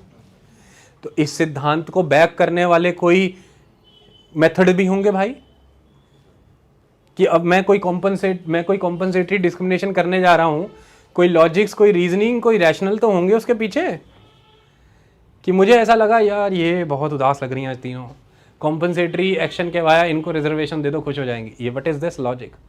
It is a kind of autocratic state, कि जो आपको सही लग रहा है वो सही है। इसलिए इसका एस्टेब्लिश्ड सिस्टम है, पूरा इसका एस्टेब्लिश्ड सिस्टम है। वो सिस्टम हम डिस्कस करेंगे। जिस पर क्वेश्चन उठाए हैं इस समय कि जो जजमेंट है वो शायद उन एस्टेब्लिश्ड प्रोविजंस को भी वायलेट कर गई। ओके, तो जजमेंट सही है गलत है इस पर बात नहीं, किस पक्ष ने क्या बोला हम हमेशा की तरह वो बताएंगे, और अंत में कंक्लूड करेंगे कि देश के लिए बेहतर क्या हो सकता है। ना हमें चुनाव लड़ने हैं, ना हमें किसी को क्रिटिसाइज करके किसी से रेटिंग लेनी है। देश जिधर मैं उधर। ओके, सीधी सी कहानी है। इन टेक्निकलिटीज को समझ लें। पहले सबसे पहले आपको एक सिंपल सी बात बता दें कि ये फंडामेंटल राइट टू इक्वलिटी कैसे ब्रेच हुआ। आपने अभी वो सारे आर्टिकल पढ़े 14 से 18, तो ये पढ़ाया गया कि आर्टिकल 14 वायलेट हो गया क्योंकि इकोनॉमिकली वीकर सेक्शन जब आइडेंटिफाई किया गया तो वो सेक्शन सिर्फ और सिर्फ जनरल कैटेगरी से हैंड पिक किया। SC ST OBC कैटेगरी के अंदर जो इकोनॉमिकली वीकर पीपल हैं उनको उठाया नहीं गया। ये देश में असमानता लाएगा। तो इसके लिए इसके तहत इसके लिए एक वर्ड यूज हुआ कि this amendment act is exclusionary. और ऐसा देश के चीफ जस्टिस ऑफ इंडिया जो तब के थे UU ललित, अभी उन्होंने अपने जजमेंट में कहा कि ये एक्सक्लूजनरी है। एक्सक्लूजनरी ये किन्हें एक्सक्लूड करके चल रहा है? SC ST OBC को। क्योंकि जब हम वीकर सेक्शन उठाने जा रहे हैं, इकोनॉमिकली वीकर सेक्शन, तो वो हमने सिर्फ उठाए इन जनरल वालों में से, इनमें से नहीं उठाए। क्योंकि अगर यार्डस्टिक इकोनॉमिकली वीकर, जैसे कि अगर ये लोहा है और मैं एक कूड़े से मान लीजिए कील उठाने जा रहा हूं, ये उदाहरण है सिर्फ, ठीक है ना, ये लोहा है और ना सामने कूड़ा है। अगर कील उठाने जा रहा हूं तो ये लोहा हर लिफाफे में हर जगह पड़ा कील खींच लेगा, एवरीवेयर। आई बात समझ में? और ठीक इसी तरह से अगर किसी तरह का कोई प्रोविजन इकोनॉमिकली वीकर के नाम पर है तो वो हर जगह यूनिवर्सल मैनर में लागू हो जाएगा। क्योंकि सामने जो भी कोई है उनमें सिर्फ इतना पता लगाना है कि आप इकोनॉमिकली वीकर हैं कि नहीं, वो कहेगा हाँ है। आप हैं कि नहीं, वो कहेगा हाँ है। आप हैं कि नहीं है, वो कहेगा हाँ है। तीनों हैं तो आ जाइए तीनों, तो वो मिल जाएगा। इसी बात को जांचना है कि क्या ये पॉसिबल है। और अगर हम ये नहीं कर रहे हैं, अगर जैसा सरकार ने प्रपोज कर दिया है, तो क्या ये फंडामेंटल राइट टू इक्वलिटी का हार्म तो नहीं है? और अगर ये राइट टू इक्वलिटी को हार्म कर रहा है, फंडामेंटल राइट को हार्म कर रहा है, तो नेचुरली फिर ये बेसिक फीचर को हार्म कर रहा है। क्योंकि कॉन्स्टिट्यूशन में जो प्रीएम्बल है, कॉन्स्टिट्यूशन का जो पहला प्रीफेस प्रीएम्बल, वो ये बताता है कि हम कॉन्स्टिट्यूशन को किस कॉन्टेक्स्ट में रीड करें, हम उसे किस भावना के साथ पढ़ें। ओके, तो इसके तहत लिबर्टी, इक्वलिटी, फ्रेटर्निटी, ये सिद्धांत प्रीएम्बल में गिवन है, जिसे हमें सदा साथ लेकर के चलना है, हम इसे इग्नोर नहीं कर सकते। तो उसके तहत ये माना गया कि अगर ये होता है तो समानता का अधिकार अब से फिर विस्थापित हो गया, सबको समान रूप में नहीं लिया गया। आई बात समझ में? और फिर इसकी वजह से basic feature of the constitution attack हो गया। जो बुनियादी ढांचा, जिस बुनियादी विचार पर, जो बेसिक नेचर है कॉन्स्टिट्यूशन का, प्रकृति, वो बेसिक फीचर्स पर खड़ा है। अलग अलग फीचर्स हैं, जैसे फेडरलिज्म है, जैसे सिटीजनशिप है, ये सारे सिद्धांत हैं जो बेसिक फीचर का हिस्सा हैं। ये सारे बेसिक स्ट्रक्चर को सपोर्ट करते हैं। इन्हीं से बुनियादी भावना पैदा होती है, संविधान की मूल भावना। तो मूल भावना से आप विस्थापित हो गए, क्योंकि मूल भावना समानता की बात करती है, इक्वलिटी की बात करती है। आई बात समझ में? इसमें कोई डाउट आपको? और इक्वलिटी में फिर वही बात समान लाना। तो इसमें फिर जब हम चेक करेंगे इक्वलिटी के हिसाब से, तो economically weaker section predominantly SC ST में भर कर मिलेंगे as compare to general category. तो ये जो बेसिक डॉक्ट्रिन है अफर्मेटिव एक्शन की, ये फिर उसके भी अगेंस्ट चला गया। तो सरकार से क्वेश्चन है कि ये अफर्मेटिव एक्शन कैसे, ये कॉम्पनसेटरी डिस्क्रिमिनेशन कैसे हुआ? फिर ये कॉम्पनसेटरी, आप किसे कॉम्पनसेट कर रहे हो? आप जनरल कैटेगरी के इकोनॉमिकली वीकर लोगों को कॉम्पनसेट कर रहे हो। तो ये चीज फिर प्रोक्लेम होनी चाहिए। आई बात समझ में? तो फिर अगर ये इकोनॉमिकली वीकर है तो फिर ये कॉम्पनसेट हर उस हैंडीकैप को करे जो इकोनॉमिकली वीकर सेक्शन के साथ एसोसिएटेड है, जो जिसका बेस इकोनॉमी है। तो वो तो फिर SC ST OBC तक भी एक्सटेंड होता है। आई बात समझ में? ये एक बुनियादी टकराव है। इस पर किसके क्या विचार हैं वो हम आपको बताएंगे। पहले टकराव की इंटेंसिटी तो समझ लो कि जो इतनी इतनी बड़ी चर्चाएं चल रही हैं उसका बेसिस क्या है। बेसिस बता दिया हमने आपको। अगली कहानी ये 50% वाले पे आएंगे। पहला देखिए, can state provide reservation in private educational institution which do not receive government aid. तो ये बताया गया कि इक्वालिटी के अगेंस्ट है, उन एजुकेशनल इंस्टीट्यूशन के इक्वालिटी के अधिकार को ये हनन करता है। वो कैसे? सपोज कीजिए there are 3 institutions, institution A, B and C. Ink चढ़ जाती कई बार। ये इंस्टीट्यूशन ए 100% पब्लिक फंडेड है, okay, public funded. Institution B aided है, यानी कि इसे सरकार से अनुदान आता है, सहायता आती है। इंस्टीट्यूशन सी, एजुकेशनल इंस्टीट्यूशन सी, ये प्राइवेट फंड से मैनेज होता है, ओके। इंस्टीट्यूशन ए जब लाभ कमाएगा वो लाभ देश की जनता को मिलेगा, पब्लिक फंड में जाएगा। पर इंस्टीट्यूशन ए जब नुकसान करेगा तो उसका हर्जाना आप भरेंगे, देश की जनता। IIT, NIT जितने भी हैं जब नुकसान में है तो देश की सरकार उसे पैसा दे रही है, वो आपके पैसे से, आपका टैक्स है जो आप पे करते हैं। इंस्टीट्यूशन बी को एक लेवल पर एड मिल रही है सरकार से, वो फंड उसको कंट्रीब्यूट कर रहे हैं, हेल्प कर रहे हैं। पर इंस्टीट्यूशन सी जब नुकसान में जाएगा तो क्या देश की सरकार यानी कि आप उसके उस नुकसान को झेलेंगे? वो तो उसे प्राइवेटली मैनेज करेगा। तो इस हिसाब से ए, बी और सी तीनों सेम स्टेटस होल्ड नहीं कर रहे हैं। तीनों अपने अपने लेवल पर अपने फंड और अपने ऑपरेशंस मैनेज कर रहे हैं, जिसमें से इन दोनों के साथ किसी ना किसी रूप में सरकार पहले से खड़ी है एज अ सपोर्टर। लेकिन ये इंस्टीट्यूट सी जो कि प्राइवेट है वो अपने बूते काम कर रहा है। अब ऐसे में ये इंस्टीट्यूट सी कहता है कि मेरे समानता के अधिकार का हनन होता है अगर आप कॉन्स्टिट्यूशन में अमेंडमेंट ला करके कोटा मुझ पर भी लागू कर देते हैं। तो किसी ने पूछा इक्वलिटी का राइट आपका कैसे हार्म हुआ, तो वो ये कह रहा है कि जब मलाई दी जाती है वो ए और बी को मिलती है, वो सपोर्ट में है, सरकार सपोर्ट दे रही है, तब मैं अकेला खड़ा हूं, अपने दम पे खड़ा हूं, मेरी नुकसान मेरे नुकसान, मेरी टेंशन मेरी टेंशन, मेरे कोरोना में बच्चे नहीं आ रहे छोड़ के भाग गए, मेरी फीसें कम हुई वो मेरी टेंशन। लेकिन जो मेरी सीटें हैं, मैंने मेहनत की, मैंने तरक्की की, मैंने अपने एजुकेशन इंस्टीट्यूशन का नाम बनाया, लोग ललायत हैं मेरे यहाँ सीटें लेने के लिए, बट उसमें से इतनी सीटें मुझे रिजर्व रखनी पड़ेंगी। अब मेरी जो ये सीट्स थी क्लास में, तो ये क्या मैं बाउंड हूँ इसके लिए? क्या मैं इसके लिए बाउंड हूँ? और अगर मैं बाउंड हूं तो क्या ये असमानता नहीं होगी मेरे और इनके बीच? ये तो असमानता हो गई ना।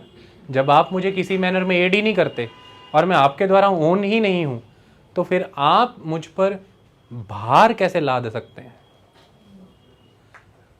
ये क्वेश्चन उसने इस बेस पर पूछा है कि ये मेरे आर्टिकल 14 के समानता के अधिकार को तोड़ता है। आई बात समझ में? ये मुझे इन दो इंस्टीट्यूट्स के मुकाबले असमान रख रहा है, इसलिए मैं गुहार लगाता हूं कि ये ना हो, ये मुझ पर लागू ना हो। हालांकि जो डिसेंटिंग जज थे उनमें से जस्टिस भट्ट ने इस बात से सहमति नहीं जताई। उन्होंने कहा कि एजुकेशन की इस फील्ड में जो भी इंस्टीट्यूशंस प्राइवेटली ओन्ड या प्रोफेशनल एजुकेशनल इंस्टीट्यूशंस हैं, वो ये नहीं मान सकते कि वो मेन स्ट्रीम एजुकेशन का हिस्सा नहीं है। If you are part of main stream education, आप पर ये अमेंडमेंट लागू होता है, क्योंकि you are providing the main stream education, you are deciding the future course of the nation. And यहाँ पर बात एक इंडिविजुअल इंस्टीट्यूशन की नहीं है, नेशन बिल्डिंग की है। It's the talk of nation. यहाँ पर बात हो रही है एक पूरे के पूरे वर्ग को मेन स्ट्रीम एजुकेशन का लाभ मिलना चाहिए कि नहीं चाहिए, इसकी। आपके क्या नुकसान है, आपके क्या नफ़े, अभी उसकी बात नहीं हो रही है। तो इसके तहत आप उस मेन स्ट्रीम एजुकेशन क्षेत्र का हिस्सा हैं, क्योंकि देश के उस एजुकेशन सेक्टर के द्वारा ही आप सपोर्टेड हैं, एजुकेशन कैपेबिलिटी के द्वारा ही आप सपोर्टेड हैं।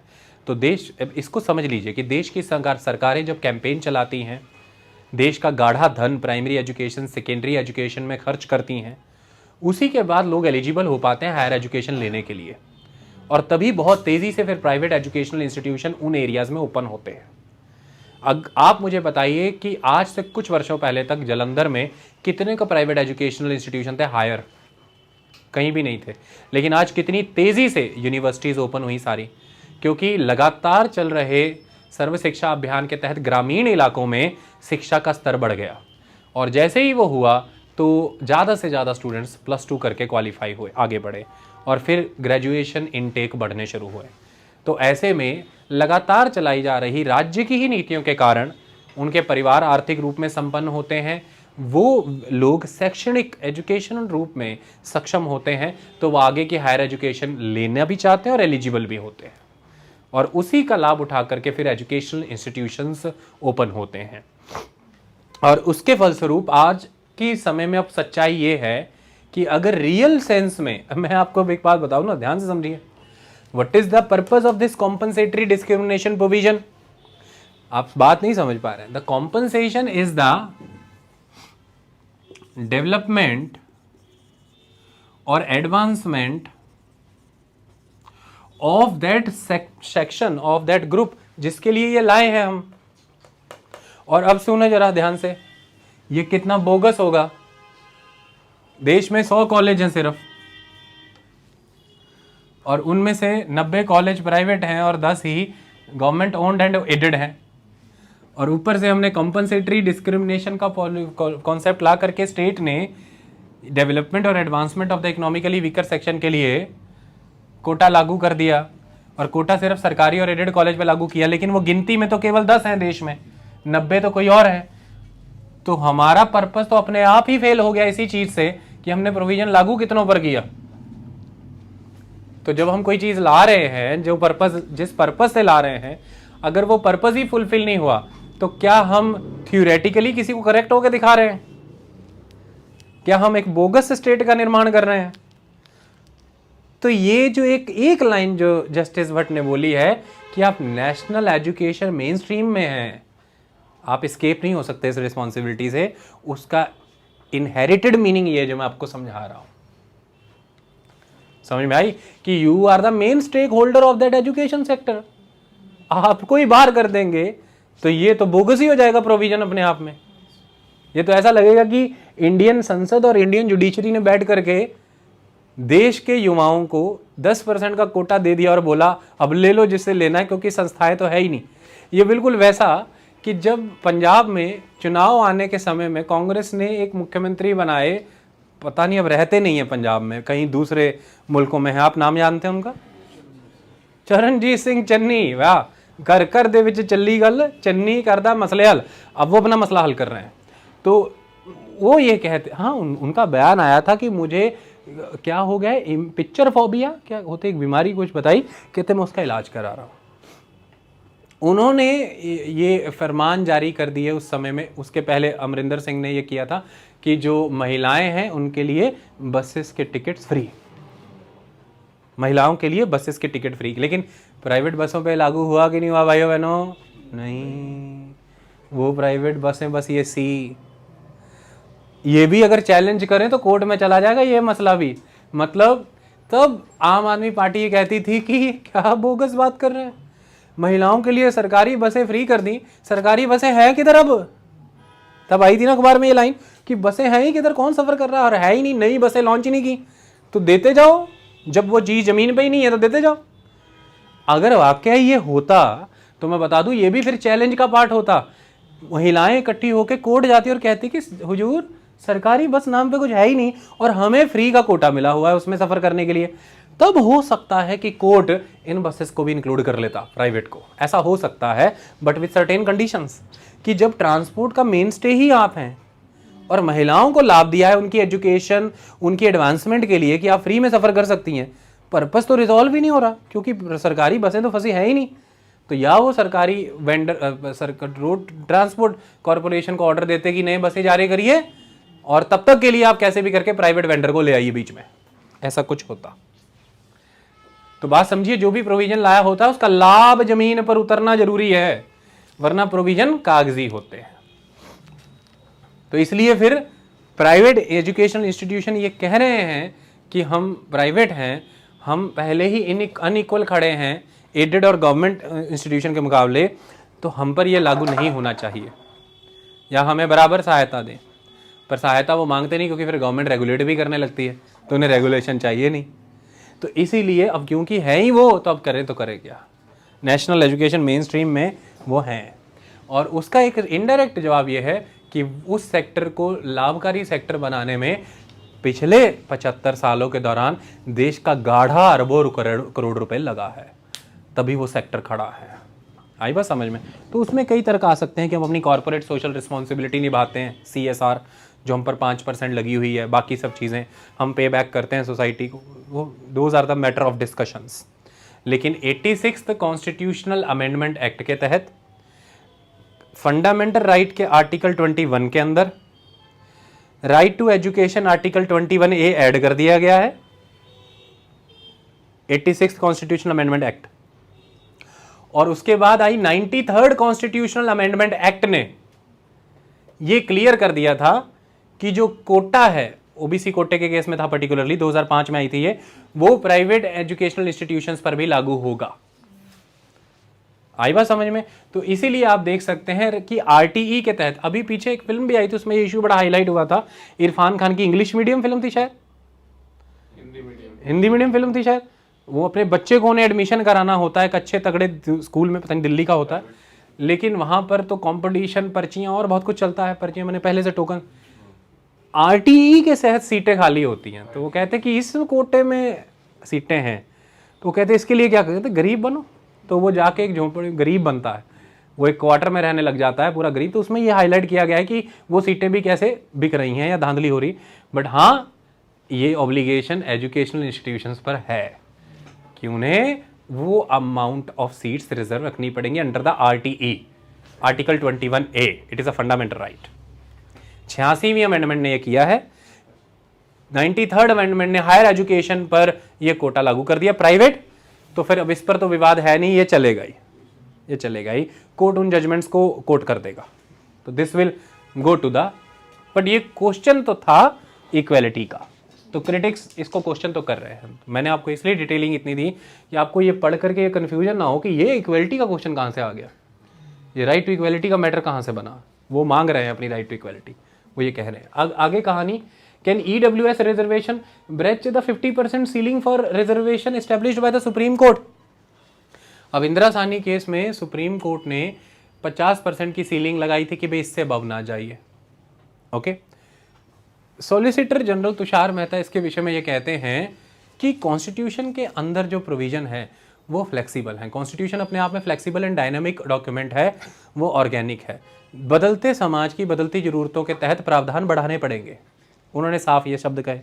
उनका कहना यह है कि समय के बदलने के साथ साथ जैसे जैसे अब टाइम चेंज हो रहा है, अगर लिमिट्स बढ़ानी भी पड़ रही हैं तो बढ़ा देनी जाएंगी, क्योंकि नया यूथ एंटर हो रहा है और वर्ल्ड में हम यूथ की one of the highest population bear करते हैं। अगर आज की डेट में हम उन्हें एजुकेशनली और एम्प्लॉयमेंट वाइज एम्पावर नहीं करेंगे तो ये फिर देश के लिए ही नुकसान की परिस्थिति है। तो वो इस तरह के तर्क देते पाए गए हैं। तो उसके तहत अब एक कंक्लूजन ये निकाल लिया इन्होंने, और ये उन 3 जजेस का भी कंक्लूजन था कॉन्करेंट मैनर में, सहमति के साथ, जिन्होंने मेजॉरिटी में जजमेंट दिया है। 5 में से 3 एक तरफ हो गए तो वो मेजॉरिटी हो गए ना, 2 एक तरफ हो गए तो माइनॉरिटी हो गए। तो जजमेंट मेजॉरिटी का आया है, डिसेंट माइनॉरिटी का आया है। ये 5 जजों की सहमति का फैसला नहीं है, पर क्योंकि 5 में से 3 ने फैसला एक हक में दिया है तो फिर बेंच का जजमेंट वही हो गया जो उन तीनों का था। तो सुप्रीम कोर्ट की कॉन्स्टिट्यूशन बेंच का इस समय का मौजूदा जजमेंट EWS कोटा और 133वीं अमेंडमेंट वैलिड है, इस समय वैलिड है। इतनी बात समझ में आई? सरकार की अभी जीत है फिलहाल, सरकार जो प्रपोजल लेके आई थी। तो उसके तहत अब ये मेन कॉन्सेप्ट आ गया कि इंदिरा साहनी केस के तहत 1992 में वो जो 50% की सीलिंग कही गई थी वो एग्जिस्टिंग रिजर्वेशन के तहत कही गई थी, यानी कि जो ऑलरेडी एग्जिस्टिंग रिजर्वेशंस हैं, यानी कि ये शब्द कि ये सीमा 50% से बढ़नी नहीं चाहिए। आई बात समझ में? इसमें कोई डाउट? इसके तहत मैं आपको ये भी बता दूं कि एक समय की कहानी है, हमारे कॉन्स्टिट्यूशन में एक 9th शेड्यूल है, उस 9th शेड्यूल के तहत अगर कोई चीज़ एंटिटी डाल दी जाए, कोई एलिमेंट डाल दिया जाए, तो फिर उसको आप कोर्ट में चैलेंज नहीं कर सकते थे। किसी कोर्ट में चैलेंज नहीं हो सकता वो।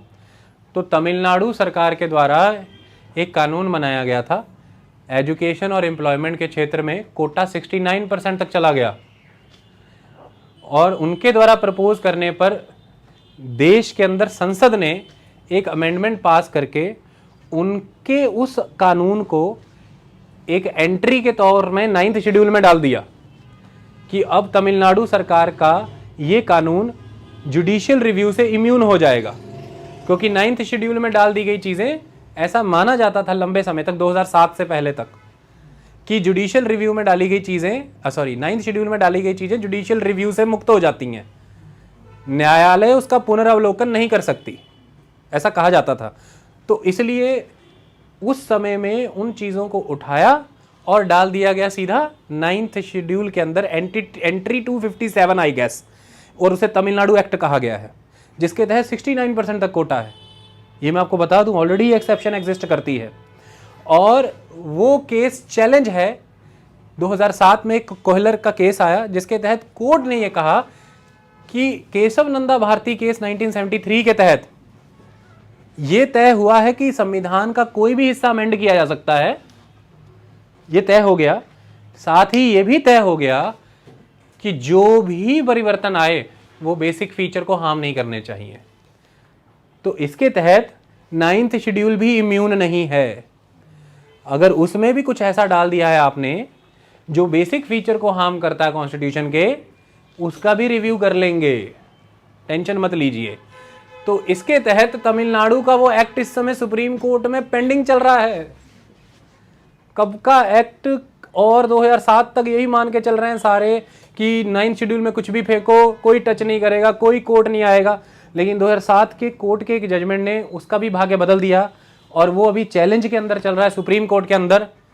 ऐसे में 103rd अमेंडमेंट जो अब अपना ली गई है, तो डिफेंस डिफेंस कह रहा हूँ, जो पिटिशनर थे वो ये कह रहे थे कि अगर ये कोटा मान लिया गया तो ये 50% से अबव चला जाएगा, तो ये तमिलनाडु के उस एक्ट को जो कोर्ट में चैलेंज किया गया है उसे तो पहले ही अप्रूवल दे देगा। और ऐसे बहुत सारे और एक्ट हैं जिन्हें चैलेंज किया गया है, वो सारे अप्रूव हो जाएंगे। मैं आपको बता देना चाहता हूँ कैसे कैसे। जैसे लोकल बॉडीज़ में ओबीसी को रिजर्वेशन देना, वो अटका पड़ा है कि 50% की सीलिंग ना टूट जाए, वो भी लागू नहीं हो रहा।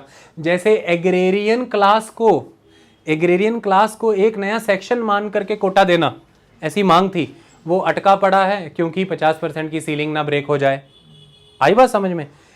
इसी तरह से अगर ये 103rd अमेंडमेंट एक्ट मान लिया गया तो फिर यहाँ पर सवाल आ जाएगा, क्या वर्टिकल कैटेगरी में जनरल कैटेगरी के ईडब्ल्यूएस के बाद अब एक नया वर्टिकल कैटेगरी और जुड़ सकता है, द एग्रेरियन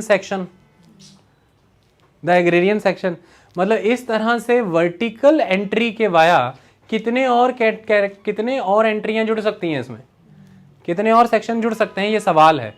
तो 50% की सीलिंग ने अब तक के बहुत सारे राज्यों के, बहुत सारे कम्युनिटीज़ के जो बहुत सारे प्रयास थे कि नए नए कोटे इशू किए जाएं, जैसे गुजरात में पटेल रिजर्वेशन मांगी जा रही है, जैसे हरियाणा में जाट रिजर्वेशन मांगी जा रही थी, और बहुत वायलेंसेस हुई, जैसे महाराष्ट्र में मराठा रिजर्वेशन के लिए बहुत इसके लिए प्रोटेस्ट चले, तो वो सब रुके पड़े थे 50% सीलिंग की वजह से। सरकारें वादा कर देती थी, विधानसभा के अंदर प्रपोजल ला के रिजर्वेशन दे भी देती थी, हरियाणा सरकार ने दे भी दिया था, लेकिन उसके जैसे गुज्जरों ने बहुत लंबा आंदोलन किया। ये गुज्जर, ये जाट, ये मराठा, ये पटेल, इस सब के आंदोलन चल रहे हैं, और ये सब अटके पड़े हैं कोर्ट के 50% सीलिंग की वजह से। और अगर ये अमेंडमेंट आज पारित हो जाता है, ऐसा कौन कह रहे हैं, द पिटिशनर, कि फिर तो आपने उन सब का हल भी कर दिया एक ही बार में, कि मतलब 50% के अब जा सकते हैं। इसमें ये जो आपने एक लाइन बोल दी है कि वो 50% उन एग्जिस्टिंग रिजर्वेशन के लिए था, जब वर्टिकली कोई नई एंट्री जोड़ दी जाए तो उनके लिए नहीं, ये तो अपने आप में बड़ी डूबियस लाइन है और ये बड़ा डबल स्टैंडर्ड है। इसको कैसे जस्टिफाई किएगा? क्योंकि वर्टिकली तो आपसे कोई कुछ भी ऐड कराएगा, तो इसके लिए हमारे चीफ जस्टिस ने एक्सक्लूजनरी के साथ एक वर्ड यूज किया अपनी जजमेंट में, डिसेंट जजमेंट में, कि ये हमारे देश के समाज को कंपार्टमेंटलाइज कर देगा, कंपार्टमेंटलाइजेशन हो जाएगा। आई बात समझ में? क्योंकि अब तगड़ा कंपार्टमेंटलाइजेशन हुआ। इकोनॉमिकली वीकर सेक्शन बोले तो जनरल वाला ओनली, SC ST OBC वाला नहीं। तो इससे अब ये हो गया कि SC अलग, ST अलग, OBC अलग, EWS जनरल वाला अलग, आने वाले समय में अग्रेरियन सेक्शन फिर अलग। तो दिस अभी प्रेजेंट स्टेट में ही वो ये कह रहे हैं कि दिस कंपार्टमेंटलाइजेशन अब तक रिजर्वेशन देने का कारण था, हिस्टोरिकली रॉन्ग कमिट हुए हैं, किन्हीं कम्युनिटी का अंडर रिप्रेजेंटेशन है एजुकेशन में, पॉलिटिक्स में या एम्प्लॉयमेंट में, इन कारणों से हम देते थे। इससे समानता लाने का प्रयास था, कंपार्टमेंटलाइजेशन को नहीं बढ़ाया जाता था। लेकिन अब ये प्रोक्लेम हुआ है और एक्सप्लिसिटली निकल करके आया है अमेंडमेंट के तहत कि ऑलरेडी एग्जिस्टिंग कैटेगरी के बाहर जो नई कैटेगरी ऐड की जा रही है वो जनरल कोटे में ऐड की जा रही है। तो it is we are inducing the compartmentalisation of the society in India. आई बात समझ? हम उन्हें कंपार्टमेंट्स में बांट रहे हैं, ऐसा कहा गया। ये डिसेंट जजमेंट के तहत बोला गया है। एक्सक्लूजनरी और कंपार्टमेंटलिस्ट अमेंडमेंट है ये, ऐसे शब्द निकल करके आए। पार्शियलिटी और डिस्क्रिमिनेशन को प्रमोट करती है ये, ऐसे शब्द निकल करके आए। डिसेंट जज जो फेवर में है उनके भी विचार यहां पर निकल करके आएंगे। अभी इतनी बात समझ में आई? तो 50% सीलिंग को ये ब्रेच ही नहीं कर रही है, ऐसा अटॉर्नी जनरल का कहना है कि वो तो एग्जिस्टिंग रिजर्वेशन कैटेगरी के लिए बोला गया था कि ये जो सीमा है ये अब 50% से बढ़ाई नहीं जा सकती इन कैटेगरी, इन रिजर्वेशन की। हम तो ये सीमा बढ़ा ही नहीं रहे हैं, हम तो ऑलरेडी एक वर्टिकल नई एंट्री ऐड करने जा रहे हैं इसमें, EWS की। हमने SC ST OBC कोटे को छेड़ा ही नहीं है, ना उसे बढ़ाया ना घटाया, ना उसमें कुछ भी परिवर्तन किया, उसके बाहर कुछ नया ऐड किया है जिसका इससे फिर कोई लेना देना नहीं है। तो ये दूसरा वाला भी मैटर रिजॉल्व, इसको भी सहमति मिल गई। तीसरा, can schedule caste, schedule tribe, other backward classes be excluded from the scope of EWS? Majority जज कहते हैं कि हाँ रखा जा सकता है, इसको रखा जा सकता है। और क्या किस मैनर में रखा जाता है कि ऑलरेडी हमारे देश के अंदर, अब ये जजमेंट का पक्ष समझ लेना क्या कह रहे हैं, वो ये कह रहे हैं कि ऑलरेडी हमारे देश के अंदर OBC कैटेगरी के अंदर रिजर्वेशन प्राप्त करने के लिए क्रीमी लेयर का कॉन्सेप्ट एग्जिस्ट करता है, क्रीमी लेयर का कॉन्सेप्ट एग्जिस्ट करता है। और आप इकोनॉमिक ग्राउंड के ऊपर ही सिंपली उस OBC कैटेगरी से बिलोंग करने वाले एक पर्सन को उस बेनिफिट से विमुख कर देते हैं जबकि वो उस कास्ट का है।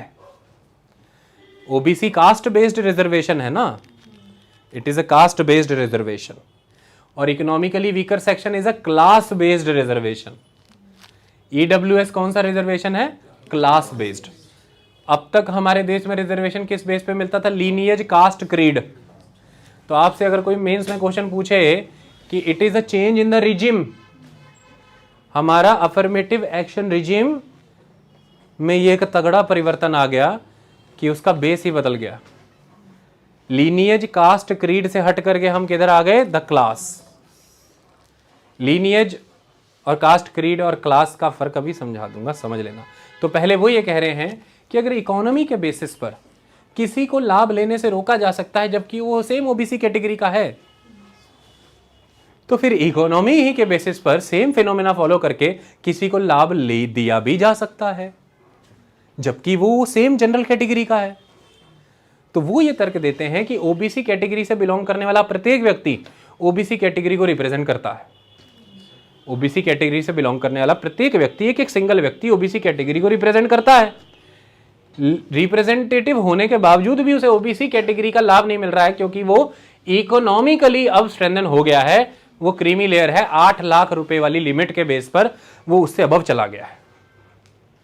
He is representing that caste or the OBC category still having no benefit embedded into that category.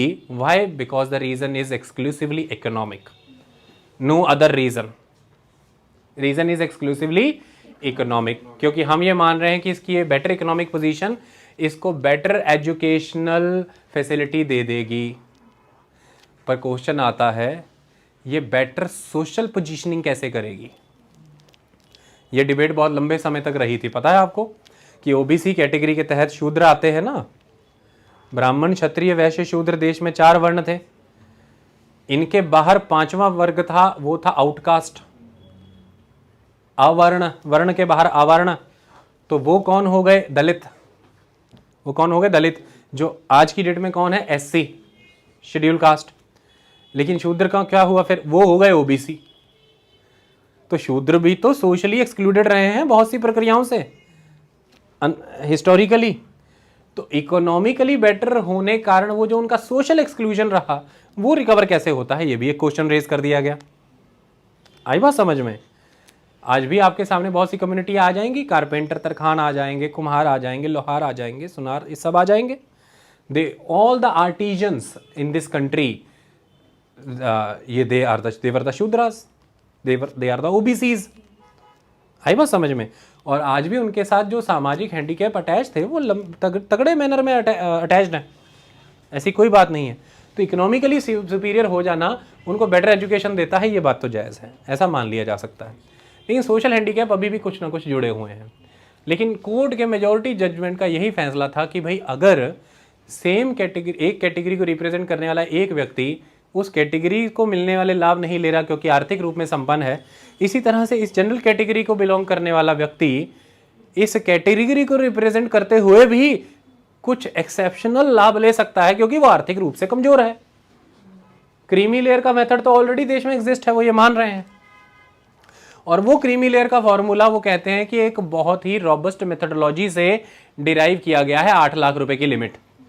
तो इकोनॉमिकली वीकर सेक्शन का कोटा तय करने के लिए भी यही 8 लाख की लिमिट लगाई गई है, यही 8 लाख रुपए की लिमिट लगाई गई है। 8 लाख रुपए की लिमिट और जमीन दोनों में से कोई एक कैटेगरी रखी गई है। अगर आपकी 8 लाख रुपए से आमदनी अधिक है फिर तो मैटर नहीं करता, जमीन की तरफ वो जाएंगे ही नहीं। मतलब घर के आकार की जमीन, पर्टिकुलर फिगर हम सारा जब नेक्स्ट लेक्चर में लिखेंगे उसमें सारी फिगर्स यूज करेंगे। एक घर के प्लॉट के साइज की जमीन आप मान के चलिए, तो अगर आपकी आमदनी 8 लाख से अधिक है फिर तो उस तरफ जाएंगे ही नहीं और आएगा ही नहीं। लेकिन मान लीजिए आपकी आमदनी कम है, कई बार होता है ना कि जमीन है, अच्छे खासा सब कुछ है, पर आमदनी कम है। आप सब्जियां उगा सकते हो, उगा ही नहीं रहे, खेती कर सकते हो, कर ही नहीं रहे, कर लो ना, आमदनी भी बढ़ा लो। तो तब फिर आप ऐसा नहीं देखेंगे कि भाई 10 प्लॉट हैं लेकिन साहब आमदनी 3 लाख है महीने साल का। कहेंगे भाई प्लॉट है तो कुछ कर उसका, है, जमीन है 3 एकड़, आमदनी कुछ भी नहीं। जमीन तो है ना भाई 3 एकड़, या तो खेती कर ले या किसी ढंग से डीलर को बेच करके पैसा जमा करा, आमदनी भी आ जाएगी, फिर इंटरेस्ट आएगा, उससे पढ़ा ले। तो अगर 8 लाख से कम आमदनी है फिर फैक्टर जमीन वाला एंटर करेगा, है कि नहीं? अगर उस साइज का प्लॉट है तो भी नहीं मिलेगा, और अगर 8 लाख से अधिक है आमदनी तो भी नहीं मिलेगा लाभ। ठीक है? लेकिन 8 लाख रुपए साल की आमदनी, आपकी आमदनी है 7,99,000 साल की, और अगर 6 लाख आमदनी हो तो मंथली होते हैं 50,000, मंथली होते हैं 50,000। 8 लाख 7,99,000 तक आप साल का कमा रहे हैं, स्टिल आप इकोनॉमिकली वीकर हैं। सपोज स्टिल आप इकोनॉमिकली वीकर हैं। सवाल उठता है पैसा लगा किधर रहे हैं, पढ़ाई में नहीं लगा रहे। ओके, तो ये क्वेश्चन पूछा है जजमेंट के तहत कि एक तरफ हम ये मान करके चल रहे हैं कि हमारे शहरी जीवन में अगर एक व्यक्ति 34 रुपए दिन के खर्च रहा है तो वो गरीबी रेखा के अबव जाएगा, 27 रुपए ग्रामीण क्षेत्र में खर्च रहा है तो अबव जाएगा। और एक तरफ अगर 8 लाख रुपए वाली लिमिट को ले ले तो जो 2222 रुपए खर्च रहा है वो भी कोटा ले लेगा। जो बीपीएल की परिभाषा है, below poverty line, poverty word तो वहीं आता है, उसके हिसाब से अगर आमदनी देखें प्रति दिन की और प्रति माह की, तो वो तो आकर के टिक रही है केवल कुछ 100 रुपए में, और एनुअली देख दें तो कुछ भी नहीं। लेकिन दूसरी तरफ इकोनॉमिकली वीकर सेक्शन के तहत आप कहते हैं आप गरीब हैं, और गरीबी वाला लाभ लेने के लिए अगर देखें तो 7,50,000 तक की भी आमदनी है तो भी आपको कोटा मिल रहा है। और पॉवर्टी, बिलो पॉवर्टी लाइन जिनका डोमिनेंस है वो SC ST कम्युनिटी हैं। बात समझ में आई मेरी? कि बीपीएल के तहत जिनका डोमिनेंस है, जो भर भर करके हैं, वो एससी एसटी हैं, तो वो प्रतिदिन कुछ भी नहीं कमा रहे हैं, लेकिन आपका आमदनी प्रतिदिन 2200 रुपया है, आपको 10% कोटा मिलेगा ये वाला, उनको ये वाला नहीं मिलेगा। और वो ये कह रहे हैं मैं बीपीएल हूं, मैं हूं गरीब, और आप कह रहे हैं मैं हूं इकोनॉमिकली वीकर, मेरे साथ लगा है जनरल और तुम्हारे साथ लगा है एससी या एसटी या ओबीसी। तो तुमको एससी वाला लाभ तो मिल ही रहा है ना, तो तुम वो वाला लाभ लो।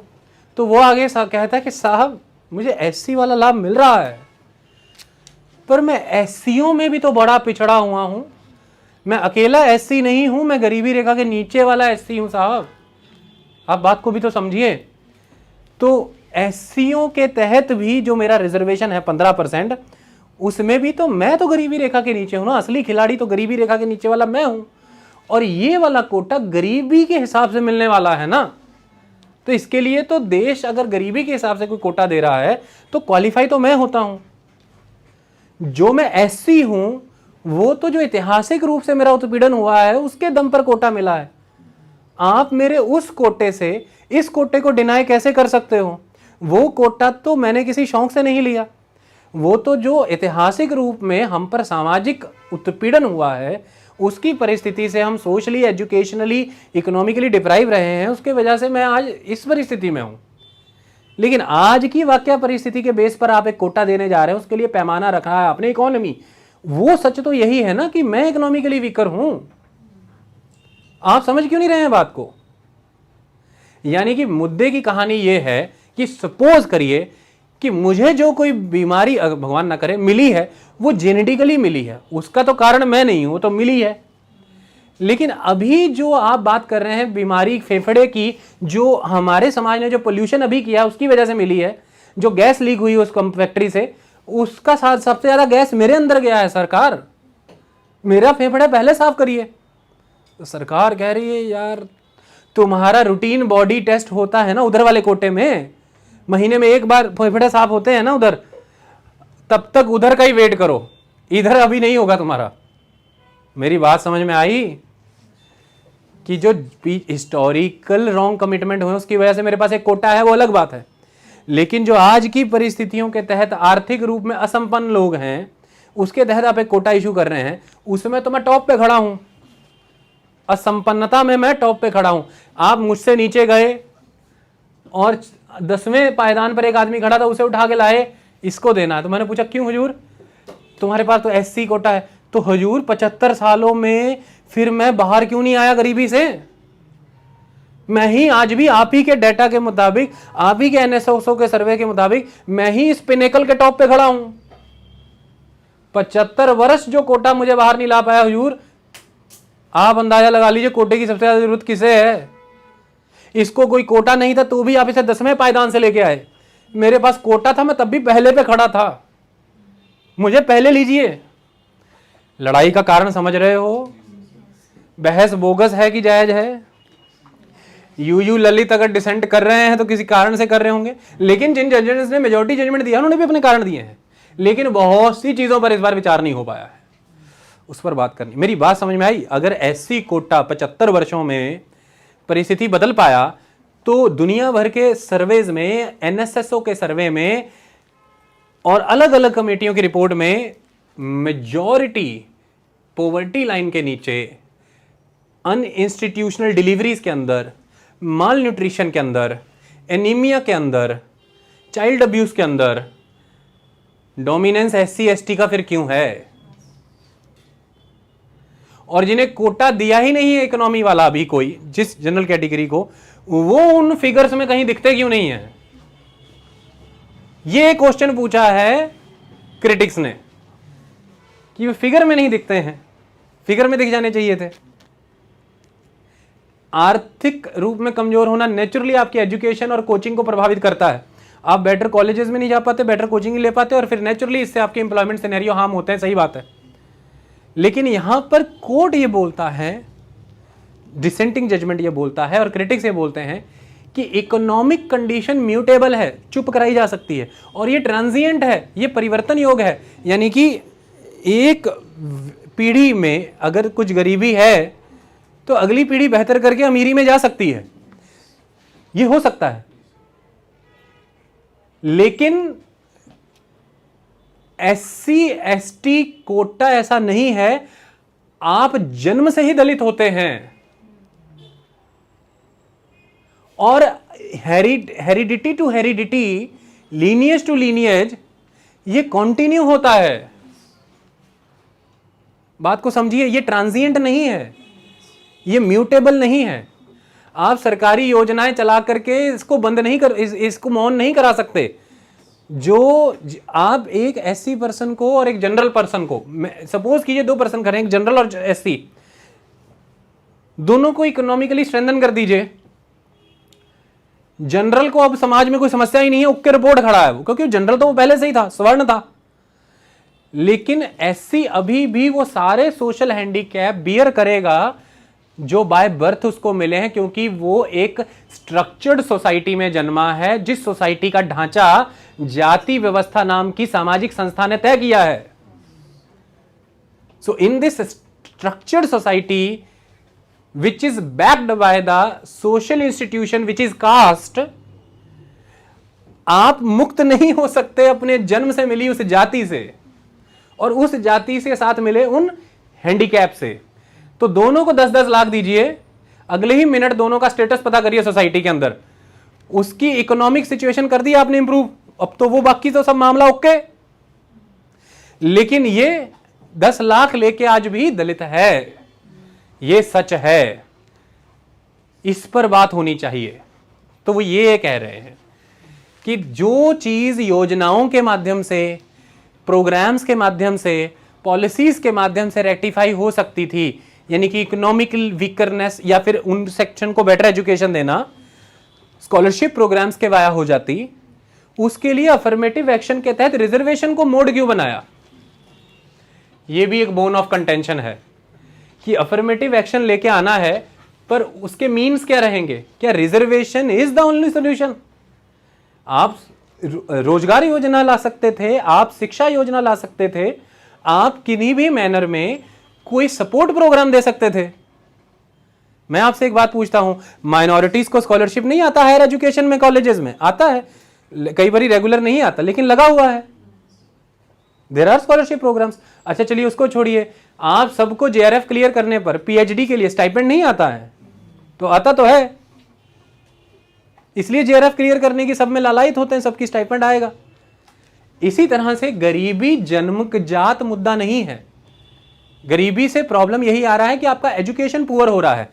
इसको रेटिफाई करने के लिए एजुकेशन को टारगेट करिए, गरीबी को टारगेट करिए। आप उन्हें रिजर्वेशन में ही ला करके ये देंगे, ये इंश्योर कैसे करता है कि उनकी परिस्थिति सुधरेगी? समझ में आई बात? तो आपने अपने इकोनॉमिक रिसोर्सेज पर बर्डन आने की बजाय देश में एक ऐसी वर्ग पैदा कर दिया, आपने कंपार्टमेंटलाइजेशन कर दिया, ऐसा तर्क दिया जा रहा है। आई बात समझ में? दिस इज द तर्क। क्योंकि अगर इशू इकोनॉमिक बैकवर्डनेस का है जिसकी वजह से बेटर एजुकेशन नहीं हो पा रही, अब आती है बात अंडर रिप्रेजेंटेशन, तो ये वर्ग अंडर रिप्रेजेंटेड कहीं भी नहीं है जनरल, ये माना गया है। इसके मैं डाटा दूंगा सारे, नॉट अंडर रिप्रेजेंटेड। बात आती है स्वीयर डिसएडवांटेज, तो स्वीयरली डिसएडवांटेजेस नहीं है। बात आती है टेस्ट ऑफ होमोजेनिटी की, तो दलित एज अ क्लास सारी की सारी डिप्राइव्ड रही है, पर जनरल कैटेगरी में होमोजेनिटी नहीं है, सब अलग अलग लेवल ऑफ इकोनॉमिक डिप्रिवेशन पे खड़े हैं। किसकी 2 लाख आमदनी सालाना, किसी की 1.5 लाख, किसी की 4 लाख, किसी की 6 लाख, किसी की 8 लाख, किसी की 7.5 लाख, ये सबको आपने एक सेक्शन बना दिया। ये तो इनमें असमानता बहुत कर देगा, क्योंकि जिसकी अब इमेजिन करना EWS कोटा आ गया, जिनकी 7 लाख आमदनी है उनके बच्चे को भी ये मिल रहा है, और जिसकी 1 लाख आमदनी है उसके बच्चे को भी ये मिल रहा है। इमेजिन दोनों में कंपटीशन कैसा रहेगा, समान या असमान? 7 लाख और 1 लाख की फिगर में बड़ा अंतर है, भयंकर असमान। तो ये क्या कर दिया, मतलब जो सवर्णों में भी बस हर मायने में मजबूत जस्ट होने ही वाले थे, उन्हीं को कर दिया आपने, और जो उनमें भी पिछड़े हैं उनका तो हक वही लोग मार जाएंगे, उनका तो हिस्सा वही लोग मार जाएंगे। ये बड़ी बात है। और दूसरी बात, 8 लाख की फिगर अचीव करने की, इतनी ऊपर की जो फिगर आपने अचीव करी है 10% EWS कोटा के लिए, जबकि गरीबी की फिगर तो कुछ और ही बताती है। उस समय में जाकर कैलोरी की तरफ आना हो या वेतन की तरफ आना हो, तब आप इतने न्यूनतम चले जाते हैं कि WHO की परिभाषाएं भी डर जाती हैं आपकी परिभाषा सुन के। और जब कोटा देना है तो आप सीधे 8 लाख पर। इतना देश संपन्न है? कितने लोगों की आमदनी 8 लाख है देश में? ये एक अगला सवाल है। देश की कितनी पॉपुलेशन की आमदनी 8 लाख है बताइए? Only 1% families in the country जो 10 लाख उससे अबव कमा रही है। 1% families. 30% population in the country somewhere below the poverty line. Government का लेटेस्ट फिगर बताता है, और अमाउंट फिर 22%। और बिलो पॉवर्टी लाइन की डेफिनेशन पढ़ लेना, फिर खर्चा देख लेना कितना। तो ऐसे बड़े सवाल कि अफर्मेटिव एक्शन के तहत हमने जिस इशू को उठाया, इकोनॉमिक बैकवर्डनेस, जिसको जोड़ा आगे एजुकेशनल बैकवर्डनेस, क्या इसे रिजॉल्व करने के कोई और तरीके नहीं थे? क्या रिजर्वेशन इसका सोल्यूशन था? क्या कोई सॉलिड क्राइटेरिया अपनाया गया ये आइडेंटिफाई करने के लिए कि economically weaker section general category में असल में कौन है? क्या कोई एविडेंशियल एम्पिरिकल स्टडी कंडक्ट की गई जिसके तहत पर आप 8 लाख की फिगर पर आए? क्या आपने ये की? क्या आपने इस चीज को इंश्योर करने का अवसर किसी तरह से रखा है अमेंडमेंट के तहत कि ये जो 8 लाख के ब्रैकेट के अंदर के लोग हैं, जो 60,000 से 8 लाख तक कोई भी हो सकते हैं, इनमें असमानता और नहीं बढ़ जाएगी, मार्जिनलाइज नहीं हो जाएगा? ये बहुत सारे सवाल जो इस कंटेंट से जुड़े हुए हैं, जिसका माहौल हमने आपको आज बता दिया। ये था पार्ट 1। पार्ट 2 में हम हर तरह से कंक्लूड कर देंगे। मैं बार बार ये बात स्पष्ट कर दूं, हमने वो बताया जो क्रिटिक्स के एलिगेशन है, हमने वो बताया जो मेजॉरिटी माइनॉरिटी जजमेंट कह रहा है, और हम कंक्लूड करेंगे कि देश किस दिशा में चलना भी चाहिए। आई बात समझ में? इसमें किसी भी तरह से ना सवर्ण को अवर्ण के खिलाफ माना जाए, ना अवर्ण को सवर्ण के खिलाफ। ये रिजर्व्ड की अनरिजर्व्ड के खिलाफ या अनरिजर्व्ड की रिजर्व्ड के खिलाफ कोई लड़ाई नहीं है। देश लोगों से बनता है और सब लोग अपने हैं। ये देश जनहित सिस्टम से चलता है। जनहित में शब्द जन है, जाति नहीं, जाति हित से नहीं, जनहित से चलता है। जनगण मन है, याद रखिएगा। पहले हम जन हैं यानी कि वी द पीपल, फिर हम गण हैं यानी कि वी द रिपब्लिक। ओके, इस बात को हमेशा याद रखिएगा। Thank you so much.